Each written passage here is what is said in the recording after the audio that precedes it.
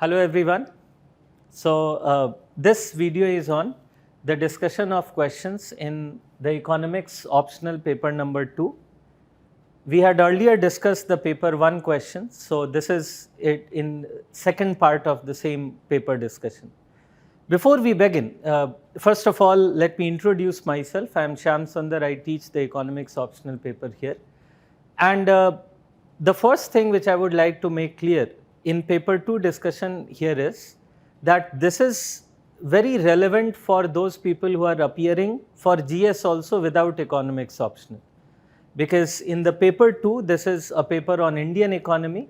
So I'm sure this will be helpful to the GS students irrespective of whether they are taking economics optional or not.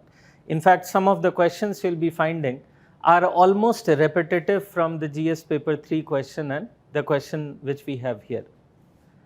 And this will be giving you a way of writing answer also, no matter whether you appear for GS or Indian economy optional paper, that what are the keywords that you should be looking into when you start writing answer, what kind of thinking should go in your mind, how should you structure your answer.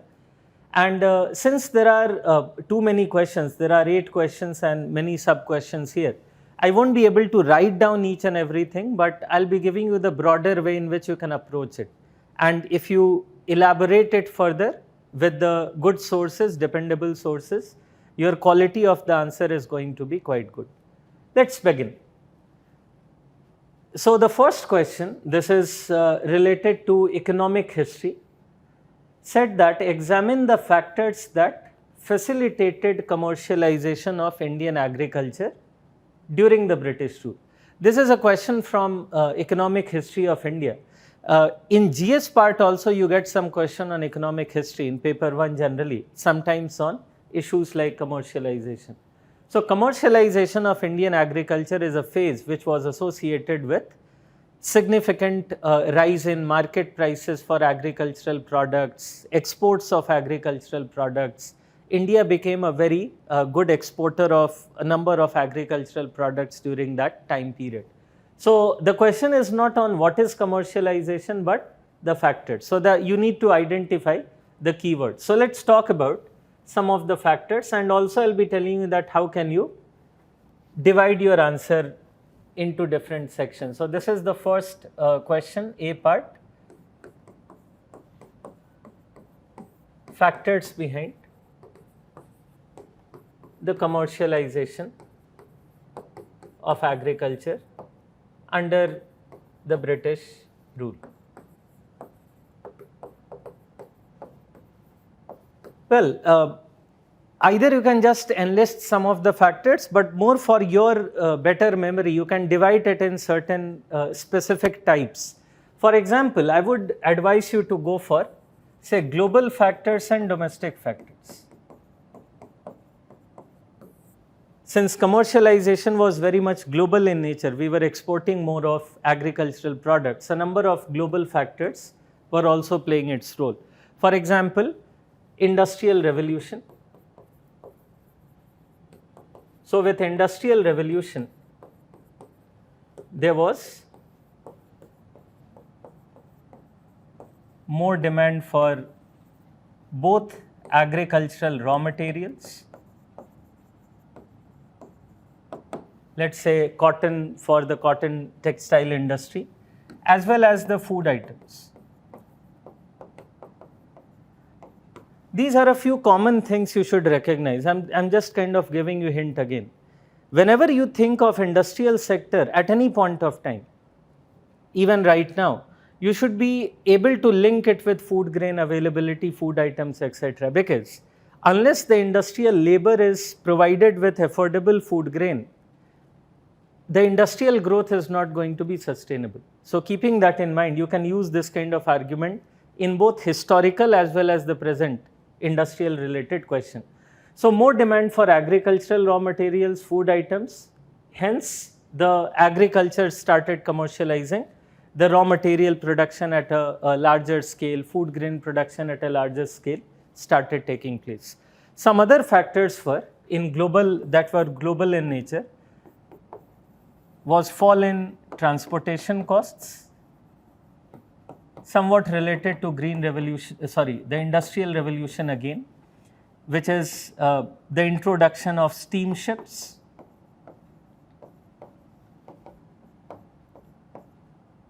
So the steamships got introduced, and that had a significant impact on the fall in transportation cost. Transportation cost fell due to one more reason, although we can put it as a separate factor: the opening of Suez Canal.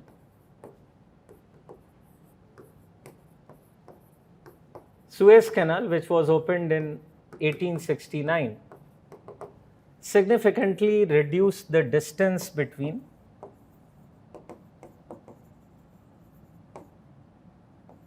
Europe and Asia.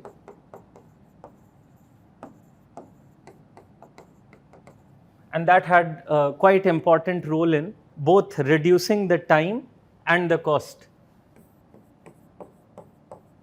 So less time and less cost involved in trading.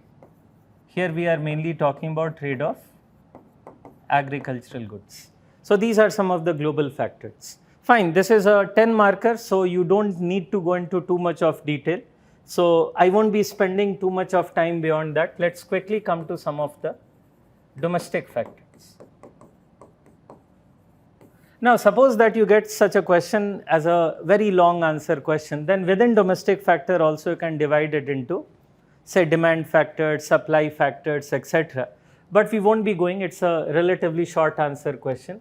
So in domestic factors, some of the demand factors, etc. that you can talk about is introduction of railways,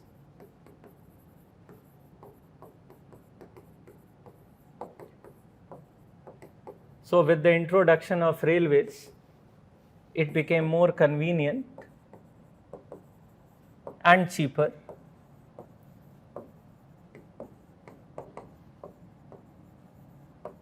to transport the agricultural goods, particularly bringing them to the ports from the interior parts of the country.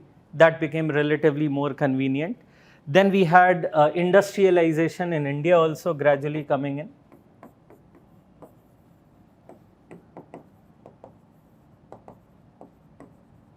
Although related to this, there is another kind of question which is very common, the deindustrialization. So some of you may be surprised that during this time, did we have deindustrialization or industrialization? Deindustrialization happened more in the 18th century and in the beginning of the 19th, but after that, we did had rise of many industries in India, like cotton textiles, jute industries, on which also there is another question. So that also led to the higher demand for agricultural goods. There was also factors like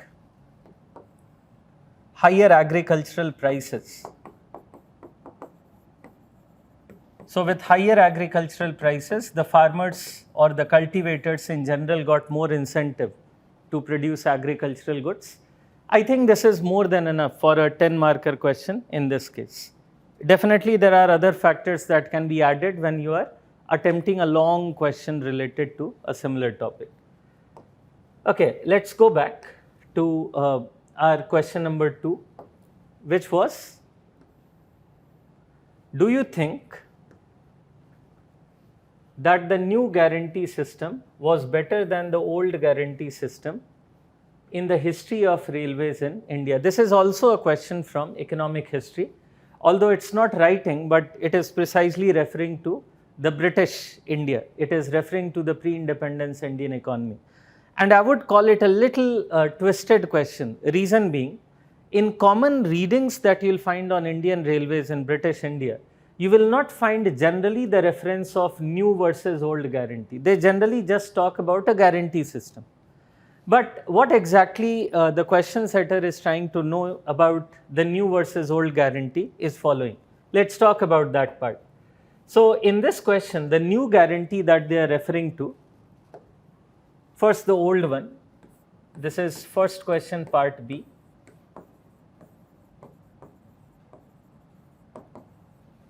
The old guarantee system which is being referred to here is a reference to the fact that when railways were introduced in India,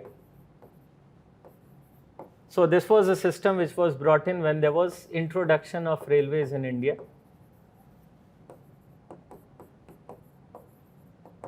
Till about a couple of decades, which you can keep roughly the time period of 1850 to 1870. Formally speaking, our first railway came in 1853, as in on the commercial lines. Till around 1870, we were under the old guarantee system. Old guarantee system meant that the private investors constructed and managed the railways. The construction and management both were in the hands of private investors, and for this the government gave them a guarantee. The guarantee was that of 5% return. So they were given guarantee of 5% return, which meant that if they don't earn 5% return, even then the government of India will be paying them. This is provided by the government of India. Remember, government of India, when we say, it's very different from the present government of India. We are talking of the government of India during the British times, which is the representative of the British Empire in India, particularly from 1858 onwards. Okay, so this is the old guarantee system. And what about the new guarantee system? How did the situation change after 1870? Post 1870, although within post 1870 time period, there are many phases again. But roughly during 1870 to 1924, I'll tell you why post 1924 situation started changing. During this time period, which is the time of, you can say, the new guarantee system, as they call in the question, was a system during which the construction of railways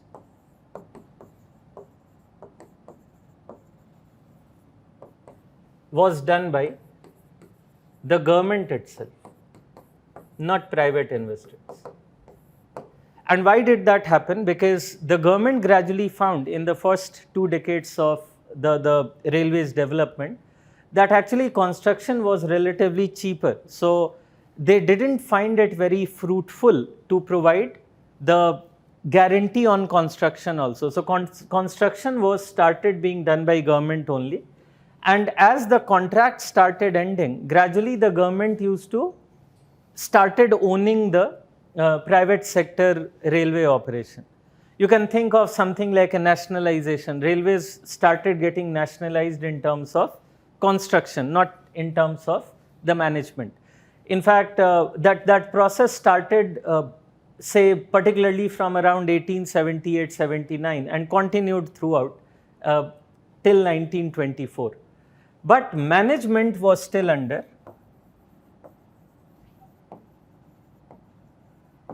the management of railways was still under private sector. And the new guarantee system means that the guarantee was related to only return on management. The guarantee was now related to only the management part, because construction was being done by the government itself. So this is the basic difference, and it was in any case a short answer question. By the way, the question is also asking that, do you think the new guarantee system was better than the old guarantee system? So in order to see whether it was better or not, you can quote some of the figures which I am giving you. So for example,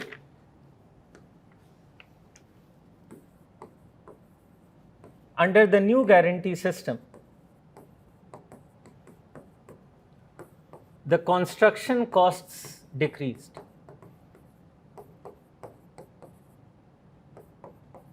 and due to decrease in construction cost, the profits increased. In order to show that, as I told you, you can quote some of the figures, like in 1870, till the time when we had the old guarantee system, no railway lines except Calcutta to Delhi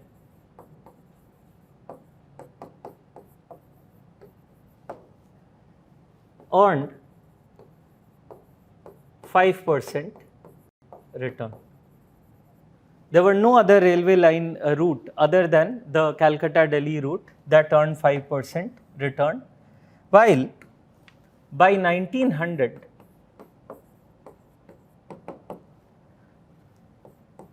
about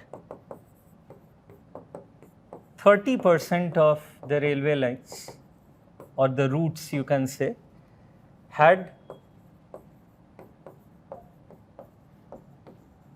the returns greater than 5%. Still, majority of them were in loss, because when we say 30% of them were having return greater than 5%, still majority of them were in loss. But still, the new guarantee system seems to have increased profitability for some of the lines. Although, to what extent it was significant is questionable, because this increase in profit may be due to other factors also. So, no problem, you can quote these figures, still you can say there might be other factors possible. Particularly in this question, you were supposed to know the difference between the old and the new guarantee system. And I know most of you who had appeared for the exam would have been tricked on that part. Okay, let's come to the third question. 1C.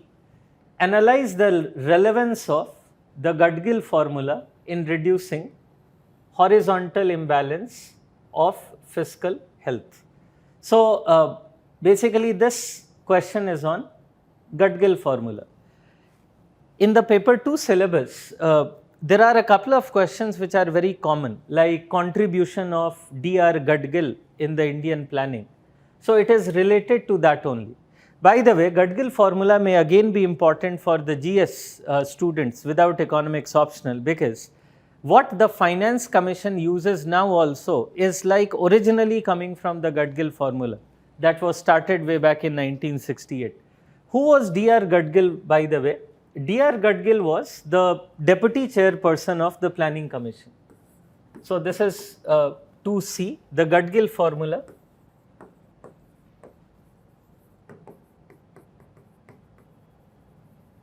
That was introduced in 1968. So, in the beginning of 1960s, Dr. Gudgill became the deputy chairperson, and he played an important role in bringing a transparent mechanism of interstate share of the grants and the loans, and also how the center should be giving the loans and grants to the states. That is coming for the first time. What was the case before 1968? Before 1968 also, the grants and loans were given by center to the states, but there was no transparent formula. It was based on certain factors. The factors are actually similar, which Gudgill formula brings in, like the level of economic development, the population of the state, etc. But Gudgill formula made it more objective. They brought it in a more systematic framework as compared to the situation earlier. So, what was the problem before Gudgill formula? Since the formal transparent formula was not there, the states which had better lobbying power, who could have lobbied in a better way with the center, they got more grants and more loans. So, actually that was worsening the horizontal balance. The question is asking, how does it improve the horizontal fiscal balance? So, the horizontal fiscal balance was worsening, the opposite of what was the objective, because a state which even if had less need for funds, had it been having greater lobbying power with the center, it could have got more funds. So this formula tried to resolve that anomaly. Most importantly, you should be looking into the meaning of it. Under this, there is a requirement of the special category states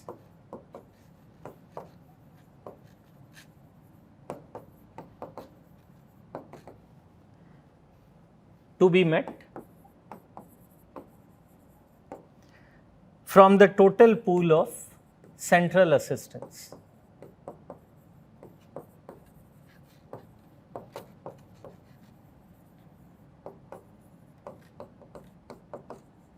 And once the requirement of special category state is met, then the formula tells that the balance to be distributed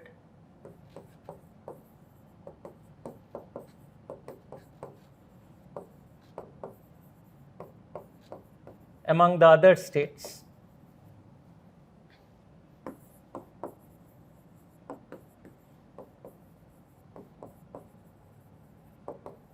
on the basis of three main determinants: population, per capita income, and tax collection of each state.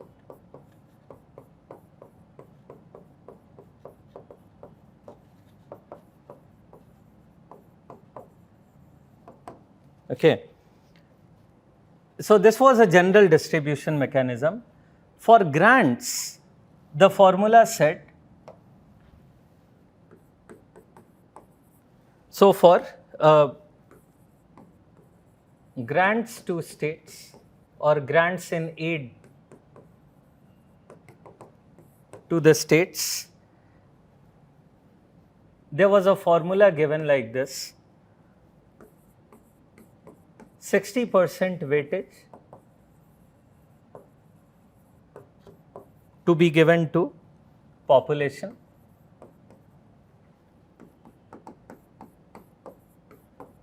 10% weightage to be given to per capita income,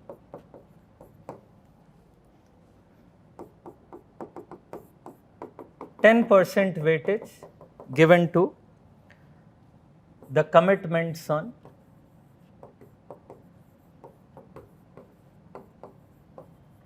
major and minor irrigation projects,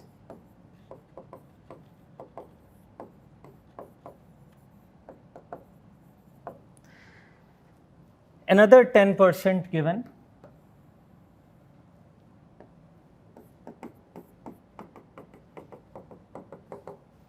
to the specific problem of individual states,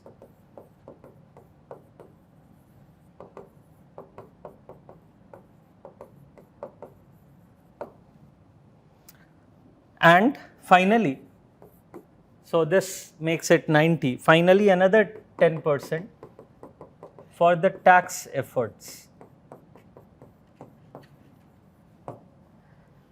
And the formula also said that 30% of assistance should be given as grants, 70% assistance to be given as the loans from center to the states. So the main thing that you need to write here is what is the Gudgill formula, which is this. And then you can also say that how it is leading to the better horizontal balance, fiscal balance over there. Because the most populous states, typically the ones which were belonging to the eastern part of the country, then also the northern part as well, they were likely to benefit in terms of getting higher grants as well as the loans, particularly the grants. And accordingly, the rest had the similar weightage as per capita income, the tax effort, the problem of the individual states, etc. This formula can be particularly appreciated because there was no such formula earlier than this. After it, there were many formula which were introduced and changed. For example, towards the 1991, Pranam Mukherjee, who also served as the deputy chairperson of Planning Commission, made some changes in the formula, which is called the Gadgil-Mukherjee formula. And then after that also the changes have come in over a period of time. So this kind of questions are common, particularly in optional, even in the GS question paper. Let's move to the next question. Explain the principal causes of deceleration in industrial growth during mid-1960s to mid-1970s. So this is a question on post-independence Indian economy, again just like the Gadgil formula, and the pre-liberalization. So in optional paper, that is also the first thing that any student should be carefully looking into. Like in GS paper on Indian economy, most of the questions are on post-91 economy. If it is in the history related paper, it can be on British rule, but otherwise they are mostly on the post-91, except a few. But here, there is a good mix of three types of questions: pre-independence, post-independence and pre-liberalization, and then post-liberalization. So like first two were pre-independence, the economic history. The third and fourth are on post-independence but pre-liberalization. Sometimes this time gap may not matter, but in majority of questions it matters actually. So let's come to the deceleration of industrial growth during mid-1960s and mid-1970s, which is 1D. Okay.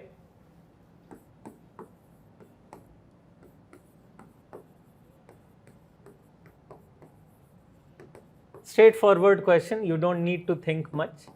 You have to just one by one enlist the reasons behind the deceleration or lower industrial growth during roughly the 60s and 70s.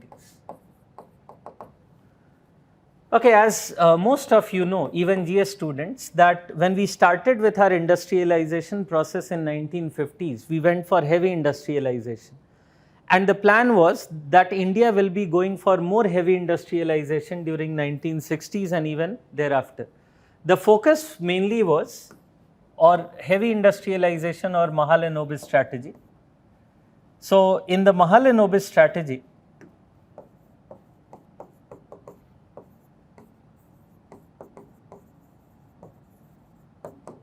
the main focus was on iron and steel.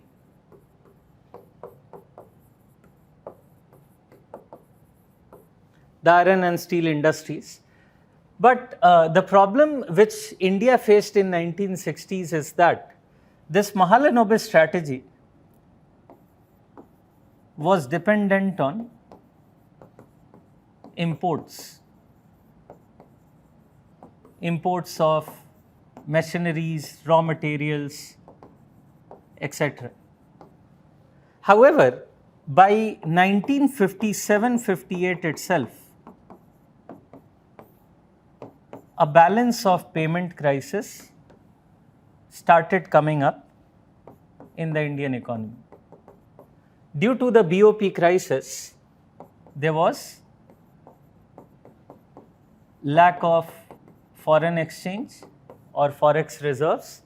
Due to this lack of forex reserve,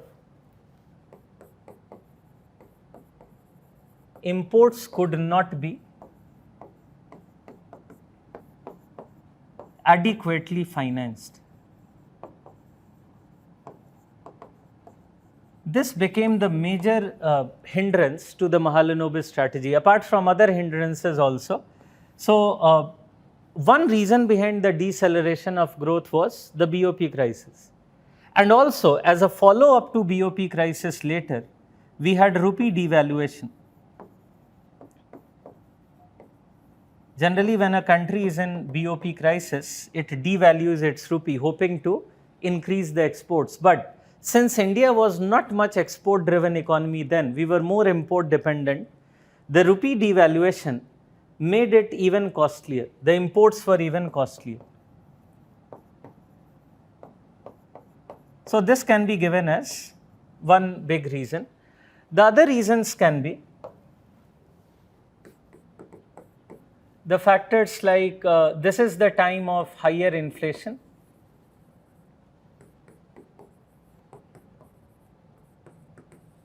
Particularly during 1970s, the time of OPEC crisis. It was a global crisis due to which there was higher inflation.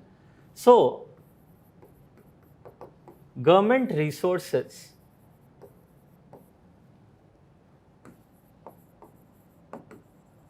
went more into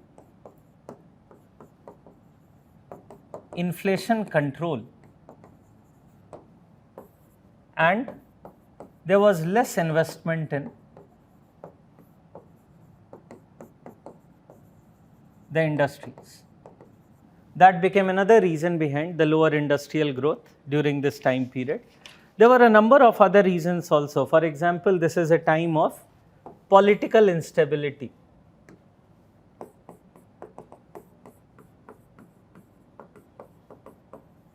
I'm sure you can elaborate on that.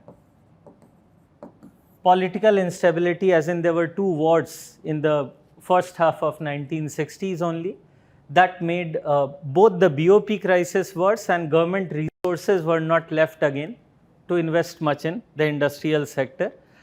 In inflation, particularly food inflation, created more of a problem, because due to food inflation, so this is related to the inflation part to some extent, but still different. Due to food inflation, there was less demand for industrial goods also.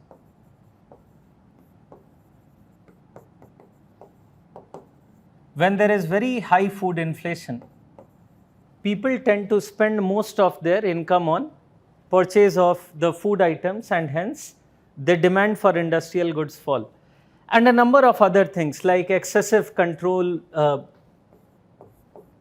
through MRTP Act or Foreign Exchange Regulation Act, you can quote all that. But again, since this is a short answer question, you have to be careful about the time limit, and if such a question comes as a bigger question, you can actually put even more factors out there and go into the elaborate discussion on that. Coming to the next question now.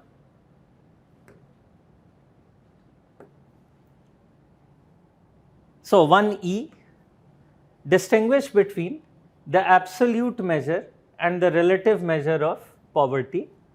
What kind of measure is used in estimating poverty in India? So very straightforward question. Again, I would not be at all surprised if exactly the same question is asked in GS. We cover this in our GS parts also, and that is why I told you in the beginning that this discussion is going to be very crucial for even the GS students. Not all the questions, but many of them.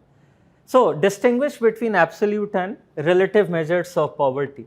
The difference is that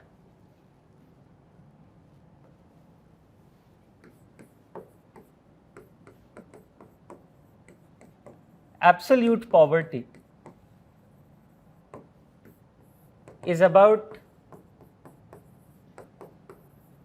lack of basic minimum requirements like food grains or other non-food items, while in case of relative poverty, we talk about lack of certain level of income or minimum income.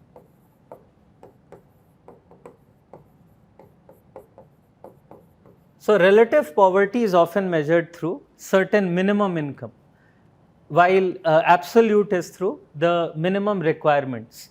In other words, the absolute poverty is more related to consumption expenditure rather than income directly. And what about India? In India, we use absolute poverty. And I'm sure all of you, whether you are preparing for GS or optional, you should be known to this. This is very simple, very basic thing, that in India when we talk of poverty, we mean the absolute poverty. The question was asking here, let me just have a look. It is just asking what kind of measure is used. So they are not expecting much detail answer on this.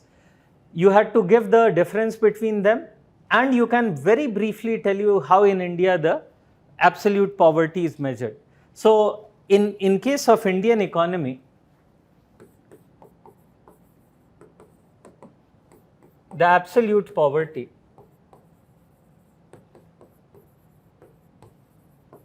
is measured mainly through poverty line. Poverty line refers to the minimum consumption expenditure, and what minimum consumption expenditure that is needed to purchase the basic requirements like food requirements, non-food requirements, which are very basic. That defines the poverty line. You can at best go a little more detailed in the poverty line estimation in India. Like you can talk about, it started in say 1970s in a more technical manner with the calorie based poverty line. Then later on some of the committees made it different, like Lakdawala committee of 1993, then 2004-5 the Tendulkar committee. Even if you write briefly about 1-2 sentences on what kind of changes they have made, I think for this question it will be enough. The question is very general. They are not expecting you to go in detail of any particular kind of the estimation. I think this is perhaps one of the simplest question which was asked this year. This completes our discussion of the first question. We now move to the second one. The second one is about, and from here we are into the optional one. So, as many of you will be aware, there are two questions which are compulsory. The question which we just finished up, these were compulsory. So, all the students had to attempt it, and then out of the remaining 7, there are 2 compulsory questions again. The other one is the question number 5 in the section B. Other than that, there are 6 questions. So 2 plus 6, there are 8 questions. Out of the remaining 6 questions, one has to attempt any 3. Basically, at least one from each of the section has to be attempted. So it is not compulsory to attempt question 2, but then fine, we are discussing it. Coincidentally, it doesn't happen very often, but this time the question number 2 that they had asked, all the questions, all the subparts are more or less related to the industrial sector. So those students who were very good in terms of their reading on industrial sector should have gone and attempted it. This is not always true, however. Let's come to the question number 2A. Compare the main features of development of jute and cotton textile industry in India during the British period. Again, a question on economic history. The question requires you to tell about the features of cotton and the jute textile industry during the British period. It's a 20 marker question. So it's like whatever you know, you should be keeping it. And you should not be attempting this question if you don't have some data to support your answer. There has to be some numbers, etc., that needs to be given. So when you are choosing a question which is particularly among the optional one, you have to be careful that your 20 marker question should be very good prepared. You should have enough material on that. Let's discuss what kind of expectation was there in question number 2A. So as you can see, the question can be divided into 2 major parts, the cotton textile industry and the jute textile industry. I'll begin with cotton, because there is more material also available on the cotton textile industry. And in general also for Indian economy during the British rule, the cotton textile industry has been more important. Well, when this question asks cotton textile industry, they mainly refer to, even if not specifically, the large scale. The large scale as in the mechanized cotton textile industry. Otherwise, India had a history of small scale cotton textile since centuries, not decades. Even before Industrial Revolution, India was globally known for the handloom cotton textile industry. And that got affected during the Industrial Revolution. Not completely removed from the Indian economy, but definitely got affected. But here you have to talk more about the large scale, or you can say the power loom industry that they are talking about, the factories being talked about over here, not the handloom cotton textile industry.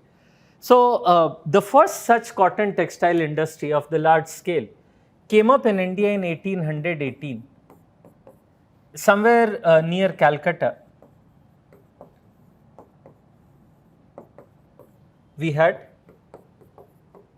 the first cotton textile factory. However, unfortunately, this couldn't go very well, at least for another 30, 40 years or so. It was only from the 1850s that more cotton textile industries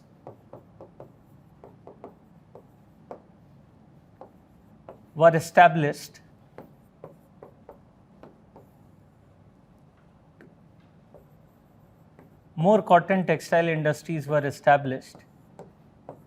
around Bombay.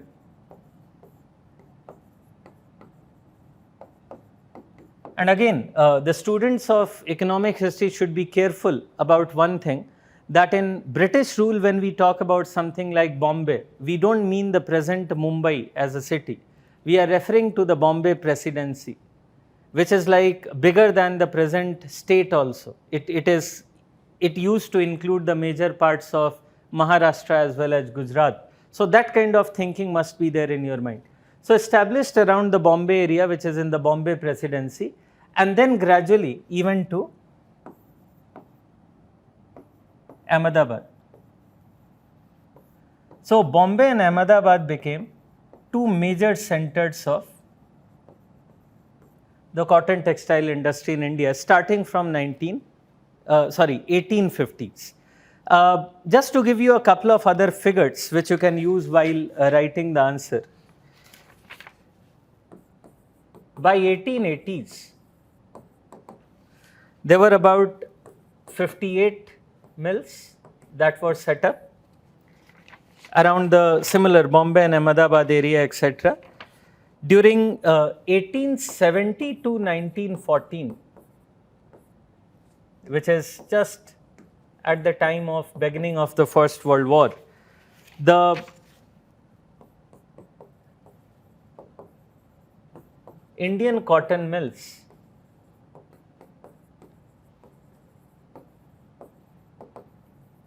were mainly selling yarns. As in, they were not going for the finished cotton textile products, rather they were selling yarns, both in India as well as in China. When we refer to the finished textile goods, China was a bigger player at that point of time. Hence, the Indian cotton textile mills were more limited to the yarn production.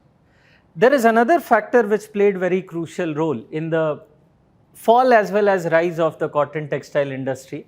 That was in 1860s, the American Civil War. So why American Civil War had an impact? Actually, America has been one of the largest contributor to cotton to the industries which were in Britain and certain other parts of Europe. But during the Civil War, the cotton supply went down from America to Europe. So where did India come there? Since American supply reduced, the Indian cotton producers, not cotton mills, the cotton producers from India actually started supplying that to Europe. That is what caused a problem for our mills, because most of the cotton production in India started getting exported.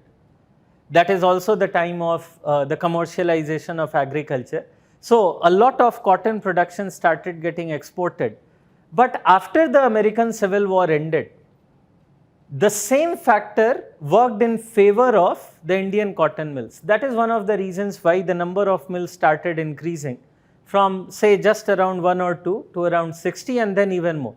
Because the cotton production had increased in India and the cotton textile mills were ready to buy that cotton. The demand for export came down because American Civil War had ended. America had started exporting cotton again to the European cotton textile industry. So you can put all these things because it's a long question.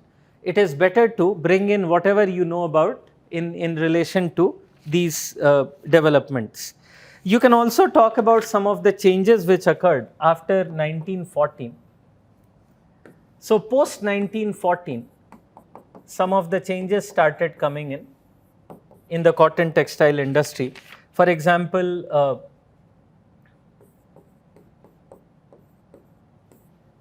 the cotton textile industry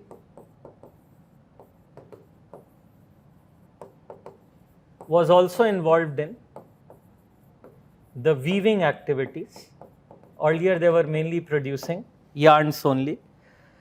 Apart from that, they also entered into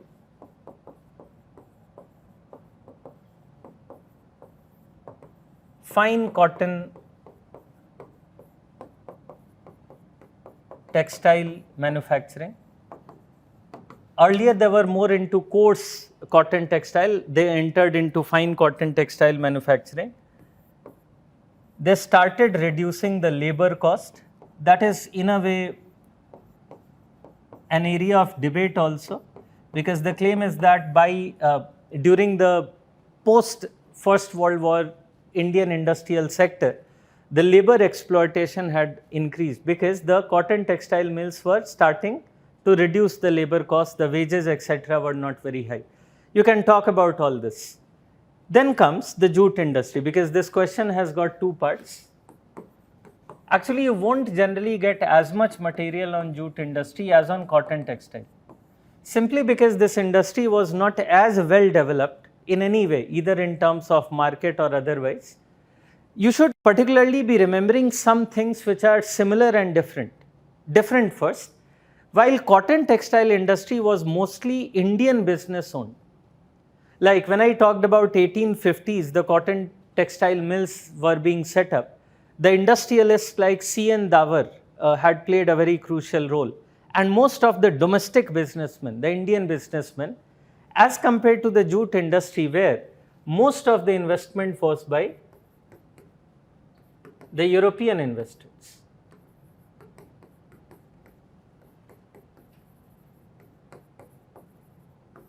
Most of the investment was by European investors. Another thing which make it different from cotton textile, it was centered around Calcutta. As compared to the cotton textile industry which was centered around Bombay and Ahmedabad, the jute industry was more centered around Calcutta. Not surprising, because jute is mainly grown in West Bengal and the present Bangladesh. So then Bangladesh was also part of our country.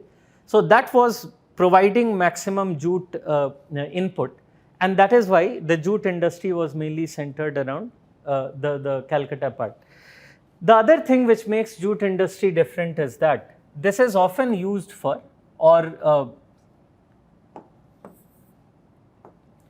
jute industry is often involved in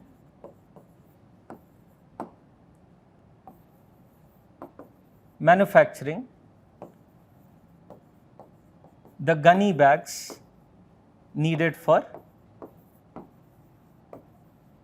storage, which means that the demand for jute related product was mostly industrial, not from the consumers. Cotton textile, fine cotton textile, or even coarse cotton textile finished goods were demanded even by the individual consumers, while the gunny bags etc. were having more of industrial demand. So whenever industrial growth was relatively higher, the demand for gunny bags etc. was higher. That is why during the commercialization of agriculture time period, the jute industry started doing well. So it had a better performance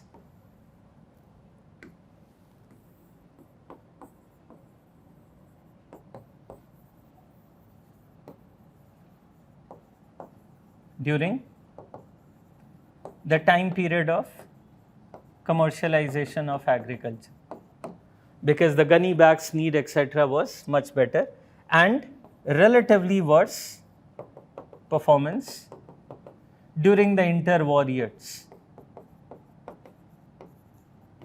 because all the industrial activities, agricultural activities, and even were not as good as it used to be. So these are a few things that you can do. If you want to read more on this, a typical book on economic history of India is by Tirthankar Roy. Even if on certain parts it may not be enough given the nature of the question, but that is the most acceptable book on economic history. So let's come to the next question.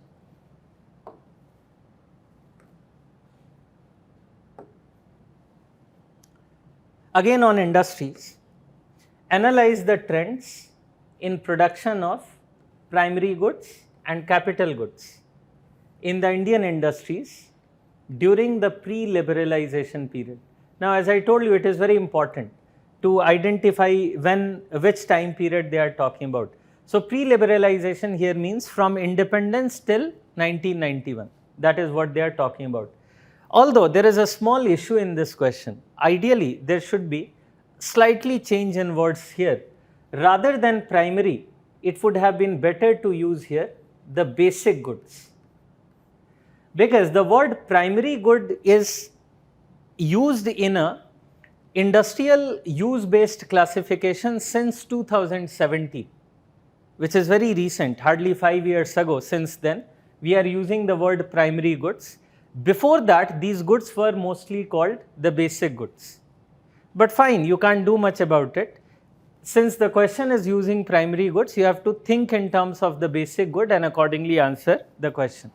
Well, the problem here was that some students may have thought that by primary they may be referring to the goods from the primary sector, which is not true. Primary sector is agriculture, mining, etc. That is not primary good. Let's talk about that first, because before I talk about the trends, it is important to know about the meaning of these goods that is being talked about. So this is 2B.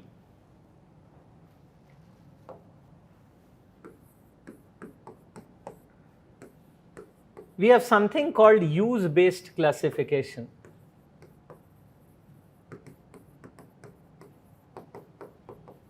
Of the industrial goods. Generally, this is given in IIP calculation, but even without IIP, you can talk about what is the use-based classification and how this is important. In this use-based classification, we have something like primary goods. This is now, but before 2017, it used to be basic goods, capital goods,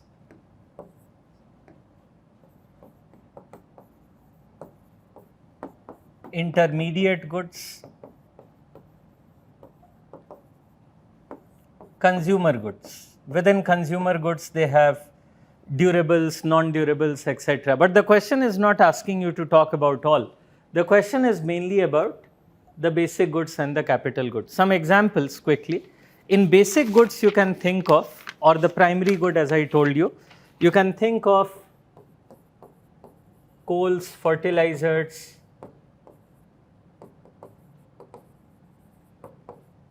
iron and steel,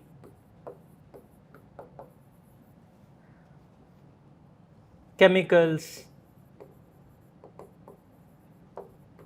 etc. In the capital goods, we talk about industrial machinery,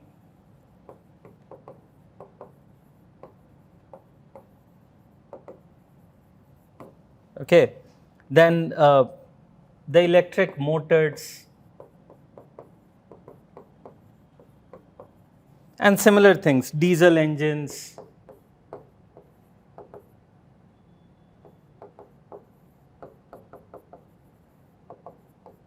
etc. Well, what has happened in post 2017 time period is they have created a new category also. Apart from these four, there is a new category which is called the infrastructure related goods. The infrastructure related goods, wherein they have taken some part of earlier basic good and some part of the intermediate good. In this question, it is not needed, I am just informing you. In this question, you basically need to talk about that how these sectors were performing. Sorry.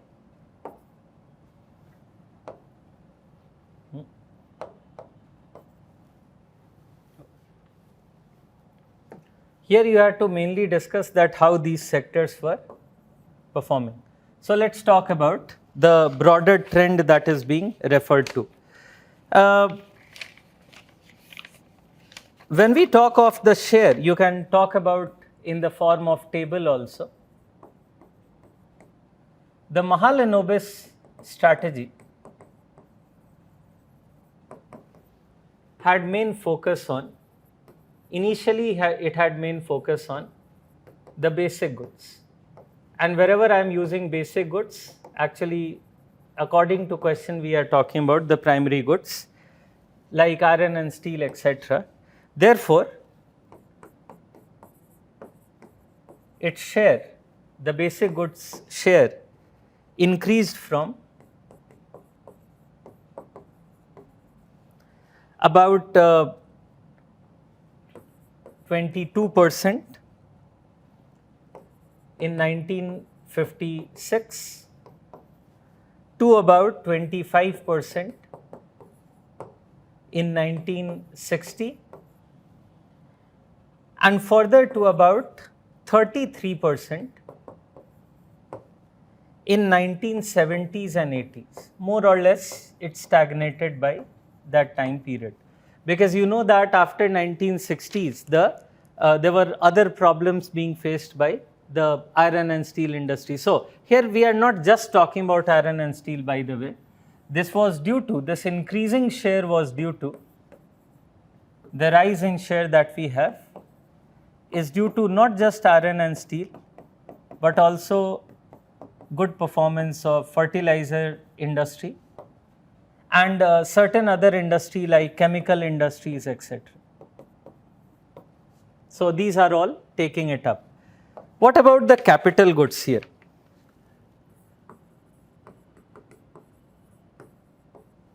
The capital goods share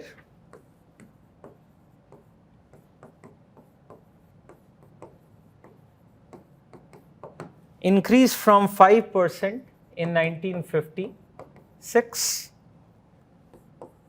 to about 12% in 1960 and remained around 15% till 1980. After it actually decreased. So if you talk about 1991, it had come down to just about 10%. So during 1980s decade, actually there is a fall in the capital goods industry. Otherwise, there was a rise. A rise earlier in 1950s and 60s is not surprising, because the capital goods industry were using basic goods. So that is why it was not surprising that the share of both basic goods and capital goods were increasing. But from 1980s onwards, the focus started shifting towards the other types of industries like consumer durable industry. You can quote that. You can say that in 1980s, the focus shifts to the consumer goods industries.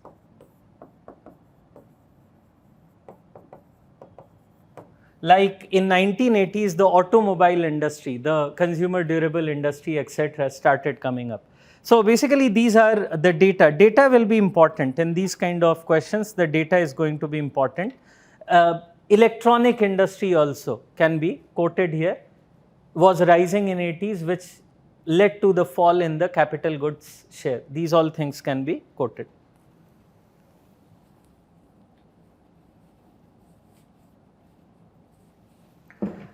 So coming to the next question now, which is also related to industries. It said that, I'll just read it out here itself, critically analyze the performance of public sector enterprises during the pre-reforms period. Again, pre-reforms is same as the pre-liberalization. You have to look into both of them in the same way.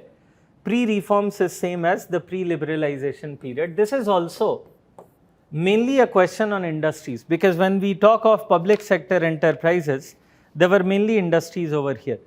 Here again you will have to quote some of the numbers in order to explain how the performance changed and how to analyze the performance. So there are two parts of the question. One in which you have to talk about performance and then analyze them. So let me give you a few parts in the table in order to show that how the public sector enterprises changed in terms of their roles.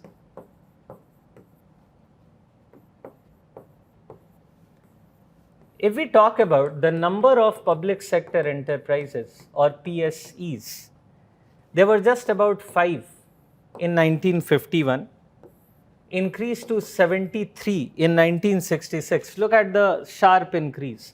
Within a matter of around a decade, there is a sharp increase, which kept on increasing to about 179 in 1980 and 244 in 1990. Even if you can't remember the exact figures, approximate figures can be like 5 in 1951, around 180 in 1980. These are something which are easier to remember. You need not draw the table as such.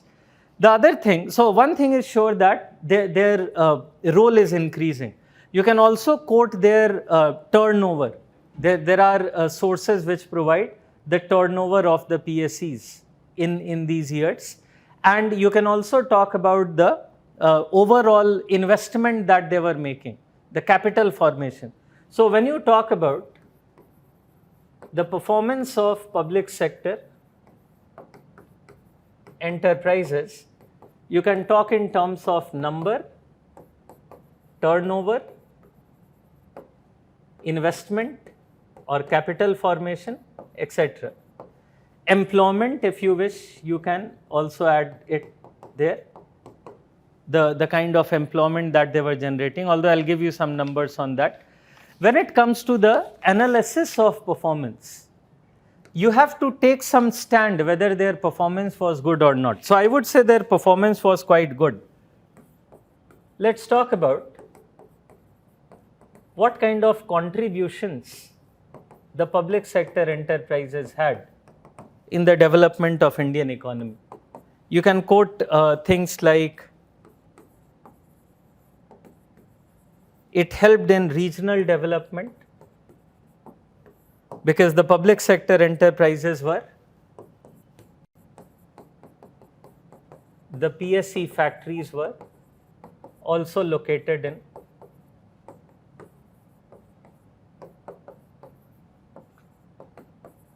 backward areas.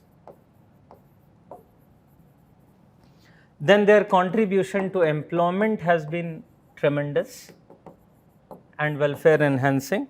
Some figures can be quoted. For example, there were 17 lakh people employed in the public sector enterprises in 1978-79, and about 23 lakh people got employment in 1988-89. And then you can also quote the specific PSEs, like railways have been a good employment creator, coal and lignite sector has been good employment creator. So these specific industries can also be quoted within the public sector enterprises who have contributed more to the Indian economy. Then we can also talk about in terms of their contribution to the dividends to the government, thereby keeping the fiscal deficit in some control, even if fiscal deficit increased, but somewhat. And also in terms of import substitution,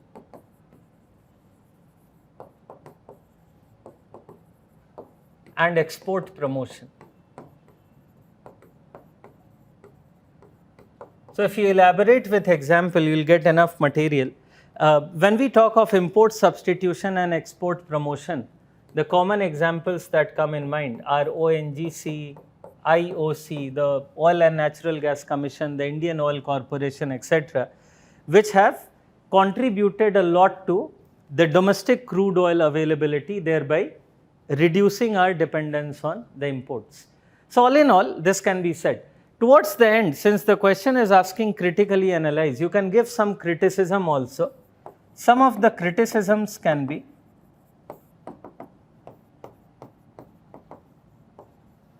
the loss-making PSEs increased by 1980s, and this became one of the justifications for what we call the disinvestment policy. However, here also there are many debates, as in the loss-making public sector enterprises were not loss-making because they were inefficient, but because they were forced by government to provide certain subsidized goods, ranging from railways to the other public sector enterprises also. Nevertheless, I think for a 15 marker, this would be enough for you. Coming to the next question. Basically, this second question was entirely industry sector related. The third one is related to, do you think that effective land reforms are necessary but not sufficient condition for raising agricultural productivity in India? Explain your answer. So this is a question on agriculture and a well-deserving 20 marker question, because a lot can be written on this. So before you immediately start writing, you should be identifying what you need to write. Question appears to be on land reforms, but no, there is only a small part which will be on land reforms. There will be, but smaller part. The major part will be on factors other than land reform. So here you have to keep in mind that whatever is raising agricultural productivity in India, you have to explain them, whether it is land reform, and land reform must be given in the beginning. And after that, you have to argue that why apart from land reforms, there are other factors which are also important. Let's talk about it briefly. If you elaborate that, you will be getting a quite a good quality answer coming from here. So this is third A. First of all, you need to discuss land reforms very briefly. You have to be careful about your time limitation here. Discuss the land reform briefly and the impact of land reforms on agricultural productivity. Let me give you some examples. Like abolition of intermediaries led to a more direct relation between the tenants and government, which led to lower rent directly paid to the government, hence more resources for agricultural investment, hence higher agricultural productivity. So in this answer, your entire focus should be that how the agricultural productivity can increase. Like this is one example. There may be other examples also similarly. Like you can also quote the example of tenancy reforms, which gave more, you can say, powers, more authority to the tenants again by ensuring that they are under some kind of a contract with the landowner and the rent is lower. So this improved the welfare of tenants. With the welfare of tenants increasing, there was more incentive to increase productivity. And similarly, you can quote others. I leave that. Orally, let me tell you a couple of others. Like the ceiling reform had a positive impact on, or proposed to have positive impact on, distribution of land. Hence, more incentive to increase productivity. Consolidation of land holdings was supposed to bring the land into bigger blocks, realize the economies of scale, hence increase agricultural productivity. And then you can also say briefly that although the idea behind these land reforms were excellent, most of them were not well implemented. Like except the first one, the others were not well implemented, and that is why this productivity impact was not that much seen. But the question is not actually on land reform. So whatever we are discussing here at most can be 25% of your answer, 20-25%, not more than that. You can afford to write a little more because this is a 20 marker question. Then you should come to the other factors.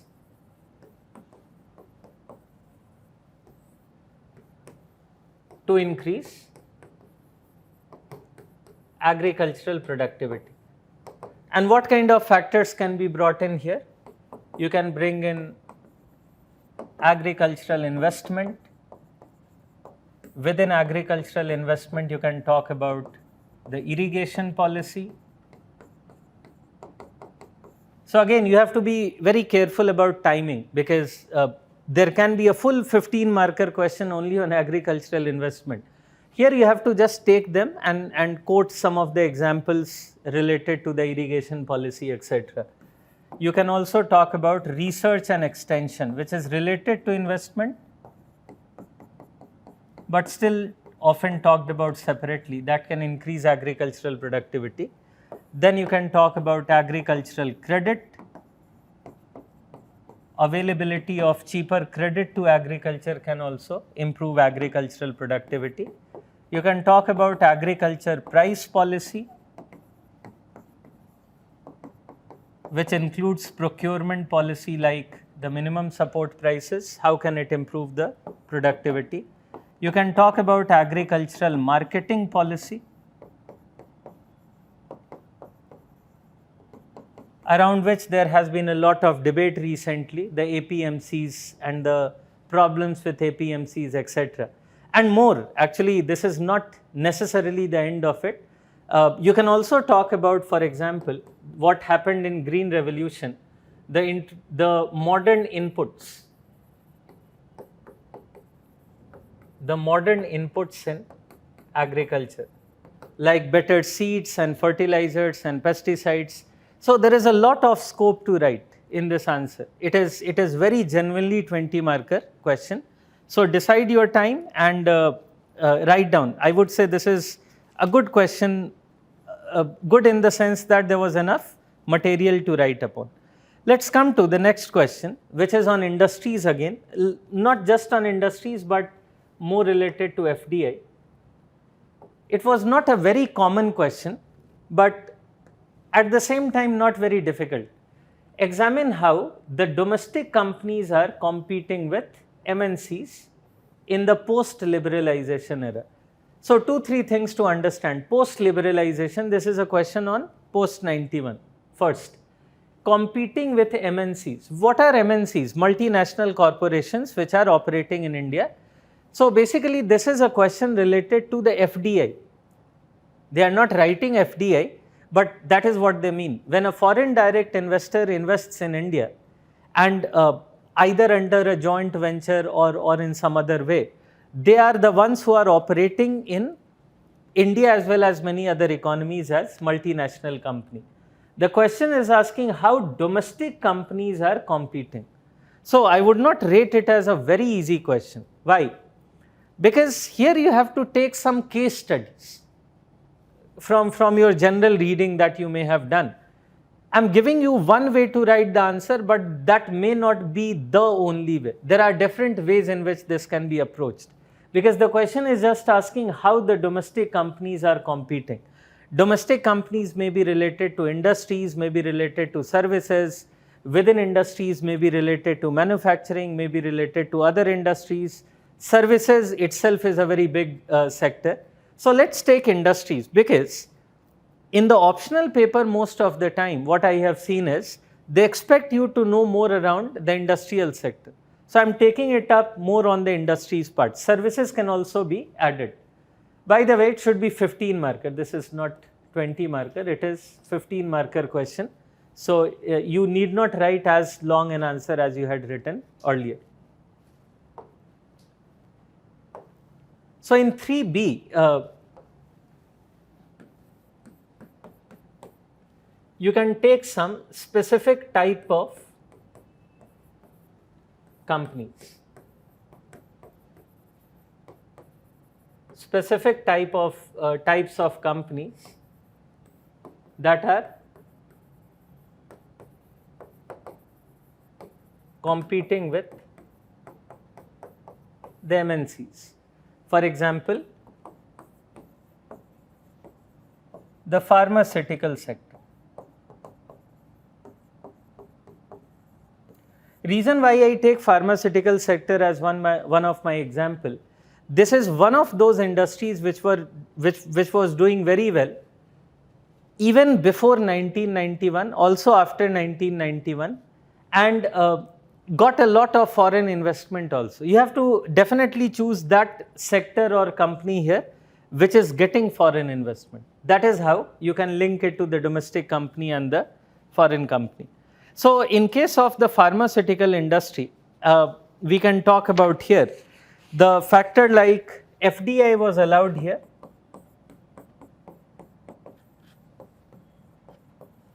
FDI was allowed up to 100% in the pharmaceutical industry since 1991. So this is a good case study for comparing domestic and MNCs. Initially,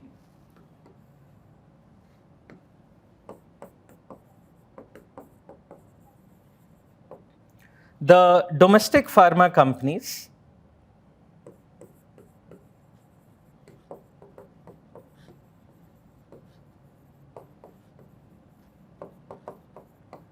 collaborated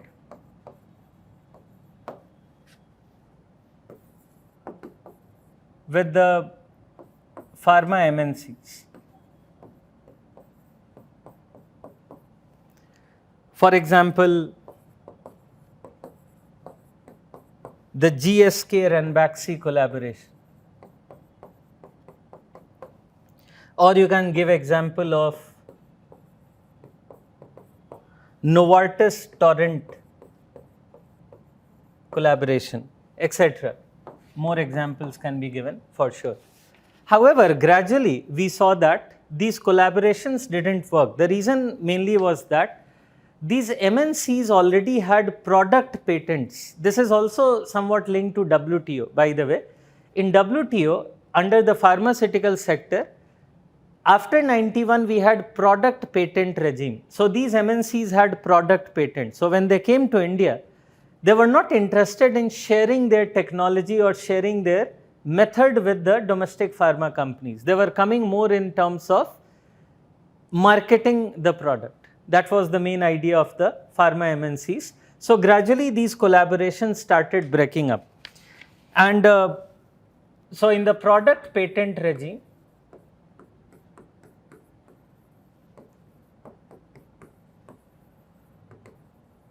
of the WTO,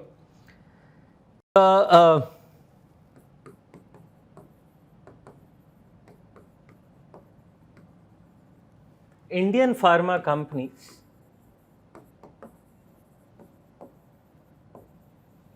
gradually focused on generic drug production. Generic drug production as in the version which is allowed under compulsory licensing to be produced within India. And earlier that generic drug production was only for domestic market. Later on it was also allowed for exports. That is also linked to the WTO TRIPS agreement related debate. Those of you who have done the debate around TRIPS and public health will be knowing about this, and they can use that kind of material also carefully to handle this. So basically the domestic pharma companies very well adapted to the MNC's competition. Initially they collaborated, then they realized their potential, their comparative advantage, their specialty, and accordingly they shifted in terms of that specialty. That is the basic way. You can add one of them. And they have been actually doing well. The sales of domestic pharma companies have actually been higher than the MNCs, which is the proof that the domestic pharma company competed well with the pharma multinational companies. Similarly, you can give example of the automobile sector. Automobile sector is somewhere we had seen more of collaboration only.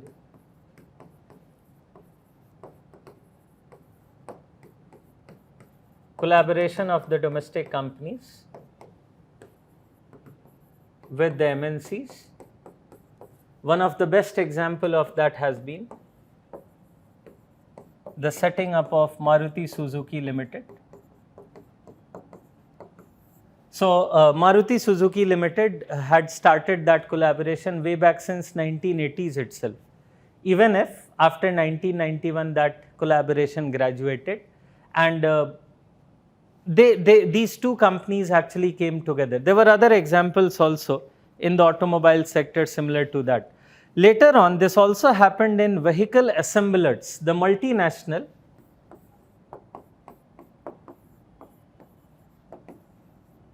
vehicle assemblers also collaborated.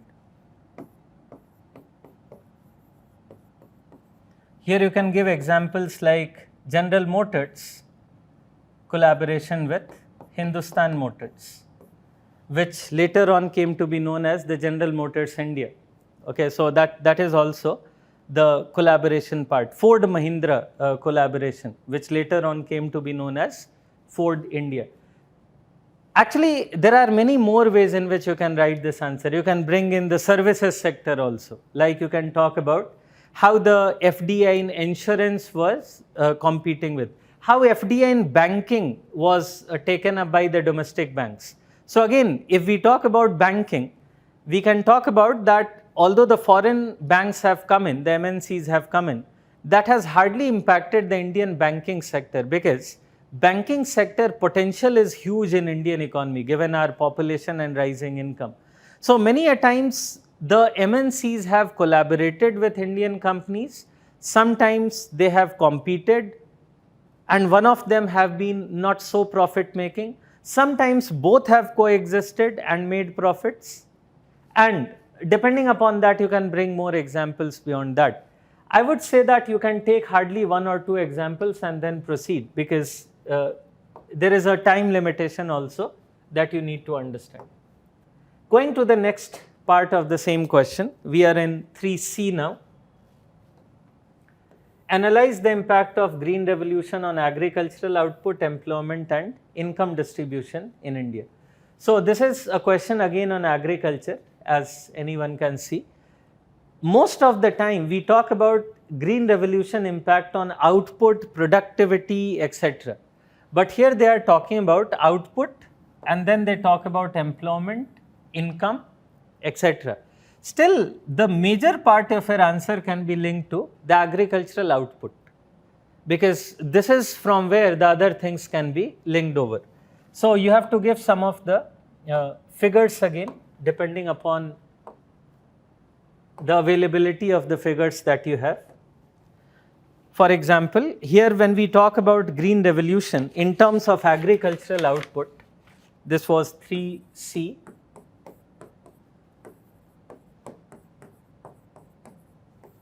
In terms of agricultural output, we can at least divide it in two phases.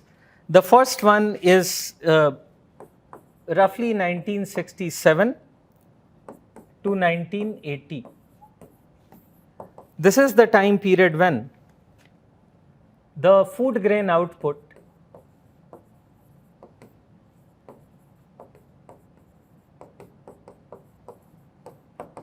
increased from about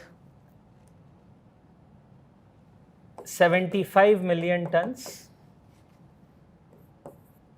to 105. In fact, 105 million tons was achieved in 1972 itself. It went up further. And therefore, there was a kind of self-sufficiency that was achieved.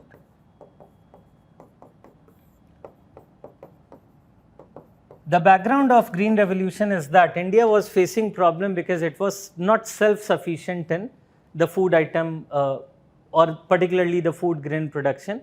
So self-sufficiency was achieved.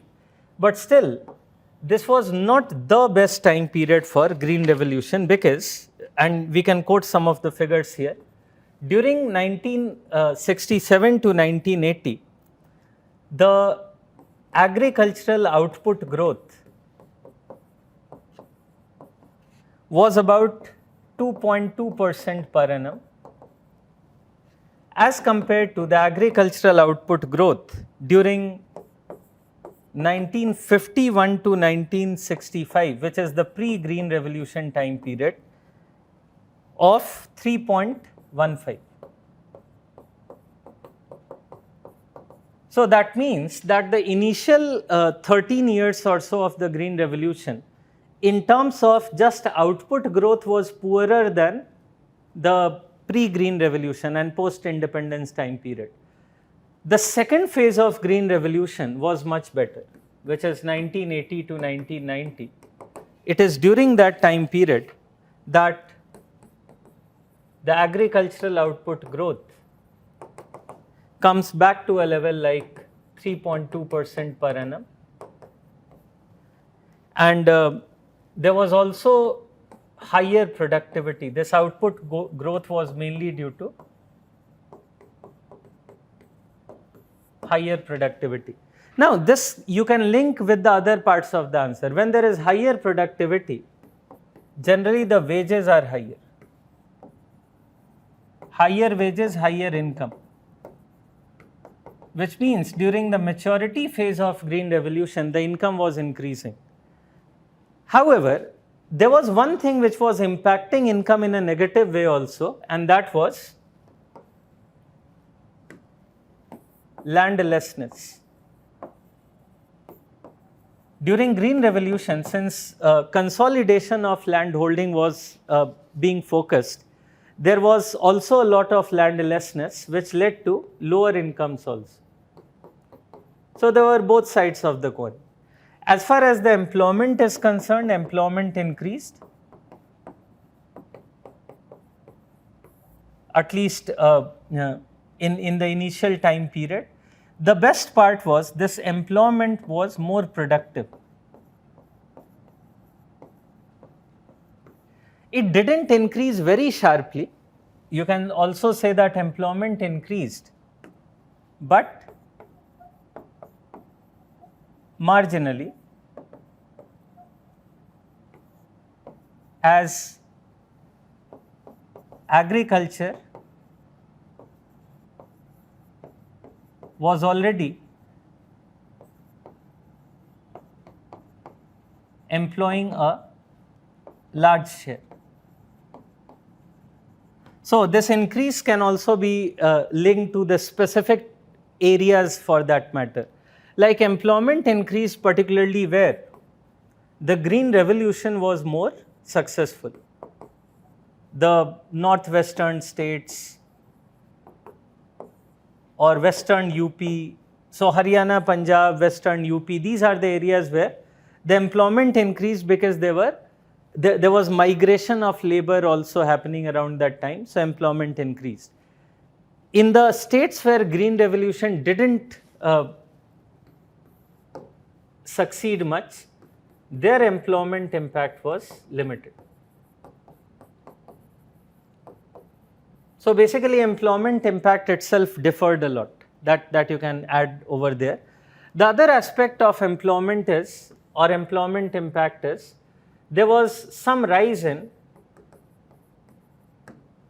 agricultural laborers, which can be linked to the landlessness again. The agricultural laborers population was rising because many of them became landless and they had no other impact They had no other option but to work as agricultural laborer. Feel free to add some figures over here in order to enrich your answer. Let's come to the next question now. So basically the question number 3 was mainly around agriculture, except the second part, which was on the industries. So by that logic, anyone who is very good at agriculture could have attempted this. Question number 4. Do you think that India experienced a major break in GDP growth and its sectoral composition during the 1980s? Give reasons. This is a very interesting question and very valid question, because many people think, even from economics background, that all the reforms came in India after 1991, which is actually not true. We got to know about it a couple of decades later more profoundly, but actual structural break is considered to be coming in the 1980s itself. Let's talk about through some figures. I know you can add more words around it, but let me talk mainly through the figures. In this case, when we look into the entire post-independence GDP growth, which is, so this is my 4A. When we look into 1950-51 to 1979-80 on one hand, and then 1980-81 to 2004-05.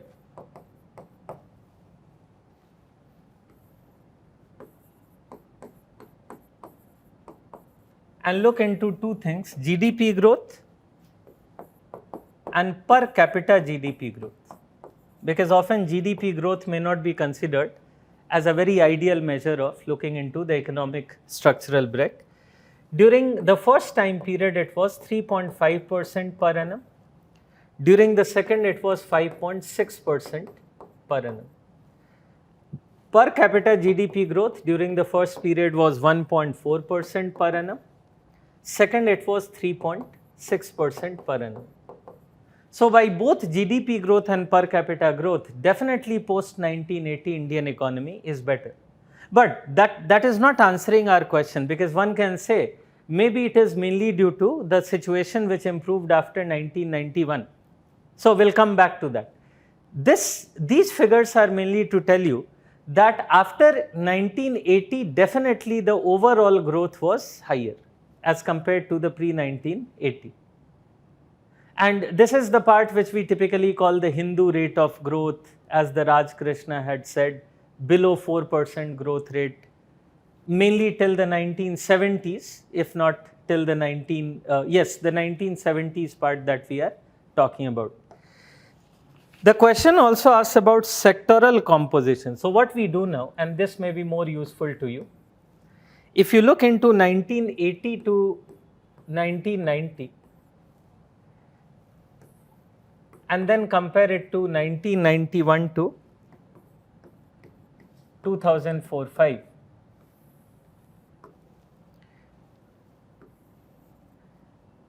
The growth rates of, these are all growth rates of primary sector, secondary sector, tertiary sector or services, and then overall GDP growth and per capita GDP growth. These are all growths. So we are not writing it separately. These are all growths by nature. So in this context, if we compare 1980s and the post 1991, let's see what kind of performance do we find. The primary sector growth in the first time period was, 3.1%, second time period 2.5%, Secondary first time period 6.7%. These all are per annum. Second 6%. Tertiary sector 6.6%, 7.8% in the second. GDP growth overall 5.4% in the first, 5.9% in the second. And per capita GDP 3.2%, the second one 4.1%.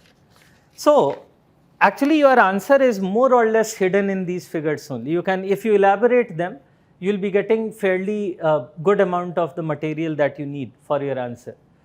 Like GDP growth definitely is increasing at a higher rate after 91. In fact, the reason why we are taking it till 2004-05 and not till 2000 is also that the last few years of 1990s were not so good for due to international problems, and also the other issues like the border issues were there, the Kargil war, etc. So it is better to take a longer time horizon, which is still around 2004-05. GDP growth is higher, and that gives us an idea that perhaps 1990s was definitely better than 1980s. It is. If you only look at the GDP growth, it is. But if you look into the sectoral composition, as the question is asking, primary sector actually performs worse, which means the performance of agriculture, etc., was better in 1980s, the time of maturity of Green Revolution, than in the post-91. What is even more surprising is the secondary sector performance is also better in 1980s. Why it is more surprising? Because after 1991, we took the bigger reforms in industrial sector, like abolition of industrial licensing. But even then, the industrial growth was higher in 1980s, because actually somehow the reforms had started earlier. The gradual liberalization of Indian industries had started since 1980s itself. Liberalization as in the industrial licensing policies were relaxed, trade policies were relaxed in 1980s, and all that took the industrial growth to a very high level. What made 1990s particularly the leader in overall GDP growth is their higher services growth. And we cannot blame 1980s also for it. Let me tell you why. Because the rise of the modern services in India can roughly be traced back from 1980s mid. Okay, the mid 1980s around, when Rajiv Gandhi was the Prime Minister, he was very much, he put too much emphasis on the modern services, etc. That is when the services sector came in. So we can't expect a lot of growth within a short time period. Later on it grew. So can you see what is interesting part here? Even if in post 1991 the services sector is the leader of GDP growth, it should give its thanks to the 1980s time period when these policies were initiated. Otherwise this growth wouldn't have been possible. And obviously per capita is better in the post 91 as compared to 1980s. But when the question is whether the structural break is in 1980 onwards or 90, it is clearly in 1980s. The growth is lower in 80s, overall GDP, but not starkly lower, and actually higher in primary and secondary sector. So the real structural break in Indian industrial growth, etc., can be traced back to 1980s. So fine, I think that would be enough to write the answer. So if you don't have an idea about the figures, etc., better not attempt the question, because without figures it will be difficult to justify your answer. Let's go back. Okay, the second part was asking, examine the relative role of demand side factors in determining national income of India. This is a very general question. First of all, this is not giving you any time period as such. So you can write in general. You can write this question even in a contemporary basis. And again, in a GS paper, I can expect such a question very well also. In GS paper, they are regularly asking in paper 3 a question on national income. Like this year they asked the difference between the pre and post 2015 GDP calculation. Such a question can come in optional, and this question which came right now can come in GS paper. There is nothing wrong. And this is quite easy also. Let's understand the role of demand side factors.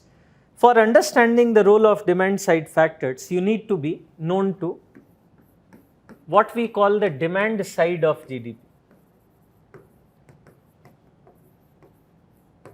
Demand side of GDP, or GDP by expenditure method.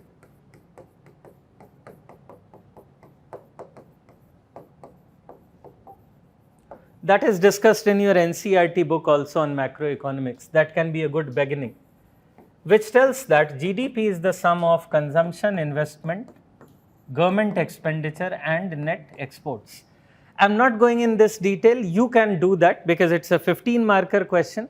You should be giving some details of it, like consumption expenditure refers to private final consumption expenditure, expenditure on final goods by the households. Investment is more about capital formation, which can be done by the firms, companies, government also, and to some extent households as well. G is government expenditure on final goods, which we call GFCE, and NX is net export, export minus import. The question is asking the relative role of these factors. In this, the most important role is of consumption, because it contributes, depending upon time to time, around 55 to 60% to the Indian GDP. So definitely more than half of the Indian GDP contribution from demand side comes from consumption. That is why we say that India is an example of consumption driven growth economy. Investment expenditure comes at second ranking, contributes around 30 to 33%. These percentages may differ on year to year basis, but roughly around this. Government expenditure around 11%.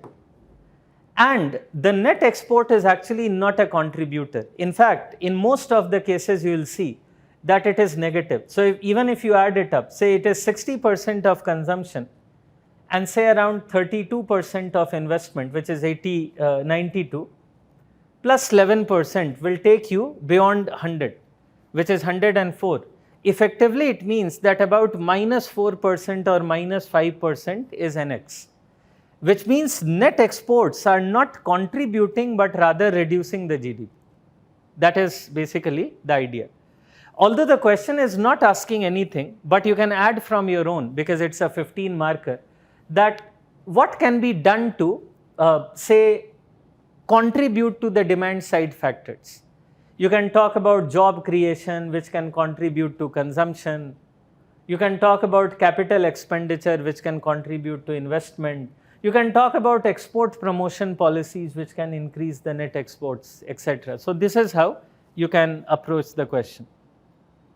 Coming to the 4C, which is on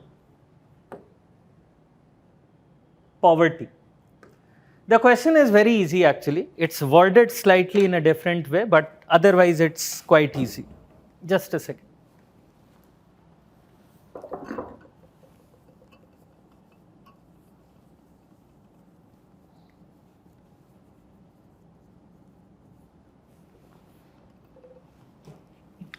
Okay, so the question reads that, do you think that non-income dimension should be treated?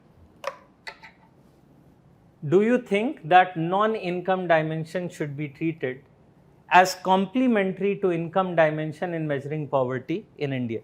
Well, on the face of it, the question seems to be a little complex. But actually, it's a very simple question. Okay, and that is why I would like some student to attempt this question definitely, because all the three questions are reasonably fine, not very difficult. Okay, let's talk about this. By non-income dimensions and income dimensions, what do they mean? Income dimension means that whether people are earning enough income to spend on consumption expenditure. So for example, in the income dimension, they are talking about whether income is high enough that people can spend enough so that they are above poverty line. So in income dimension and measuring poverty, one can talk about the concept of poverty line, which in fact I was talking about in one of the other questions which came also. You can say that if a basic income is earned, then they can also spend, and hence they can go above poverty line. However, just to repeat again, poverty line is not income line, it is expenditure line, it is related to income. Non-income dimensions here mean the dimensions like human capital. Within human capital, you can talk about education, health, etc. So definitely yes, first of all, you can say definitely yes. Apart from the income dimension, we should have the non-income dimensions like human capital. Apart from human capital, you can talk about the basic amenities. Basic amenities like availability of water, sanitation, electricity, etc. These things can be added up. And the reasons also you can give. In order to give the reason, I go back to the page, but I here wanted to mainly clarify that what non-income dimensions can be referring to. When you give reasons for it, why you should be including it, reasons to include,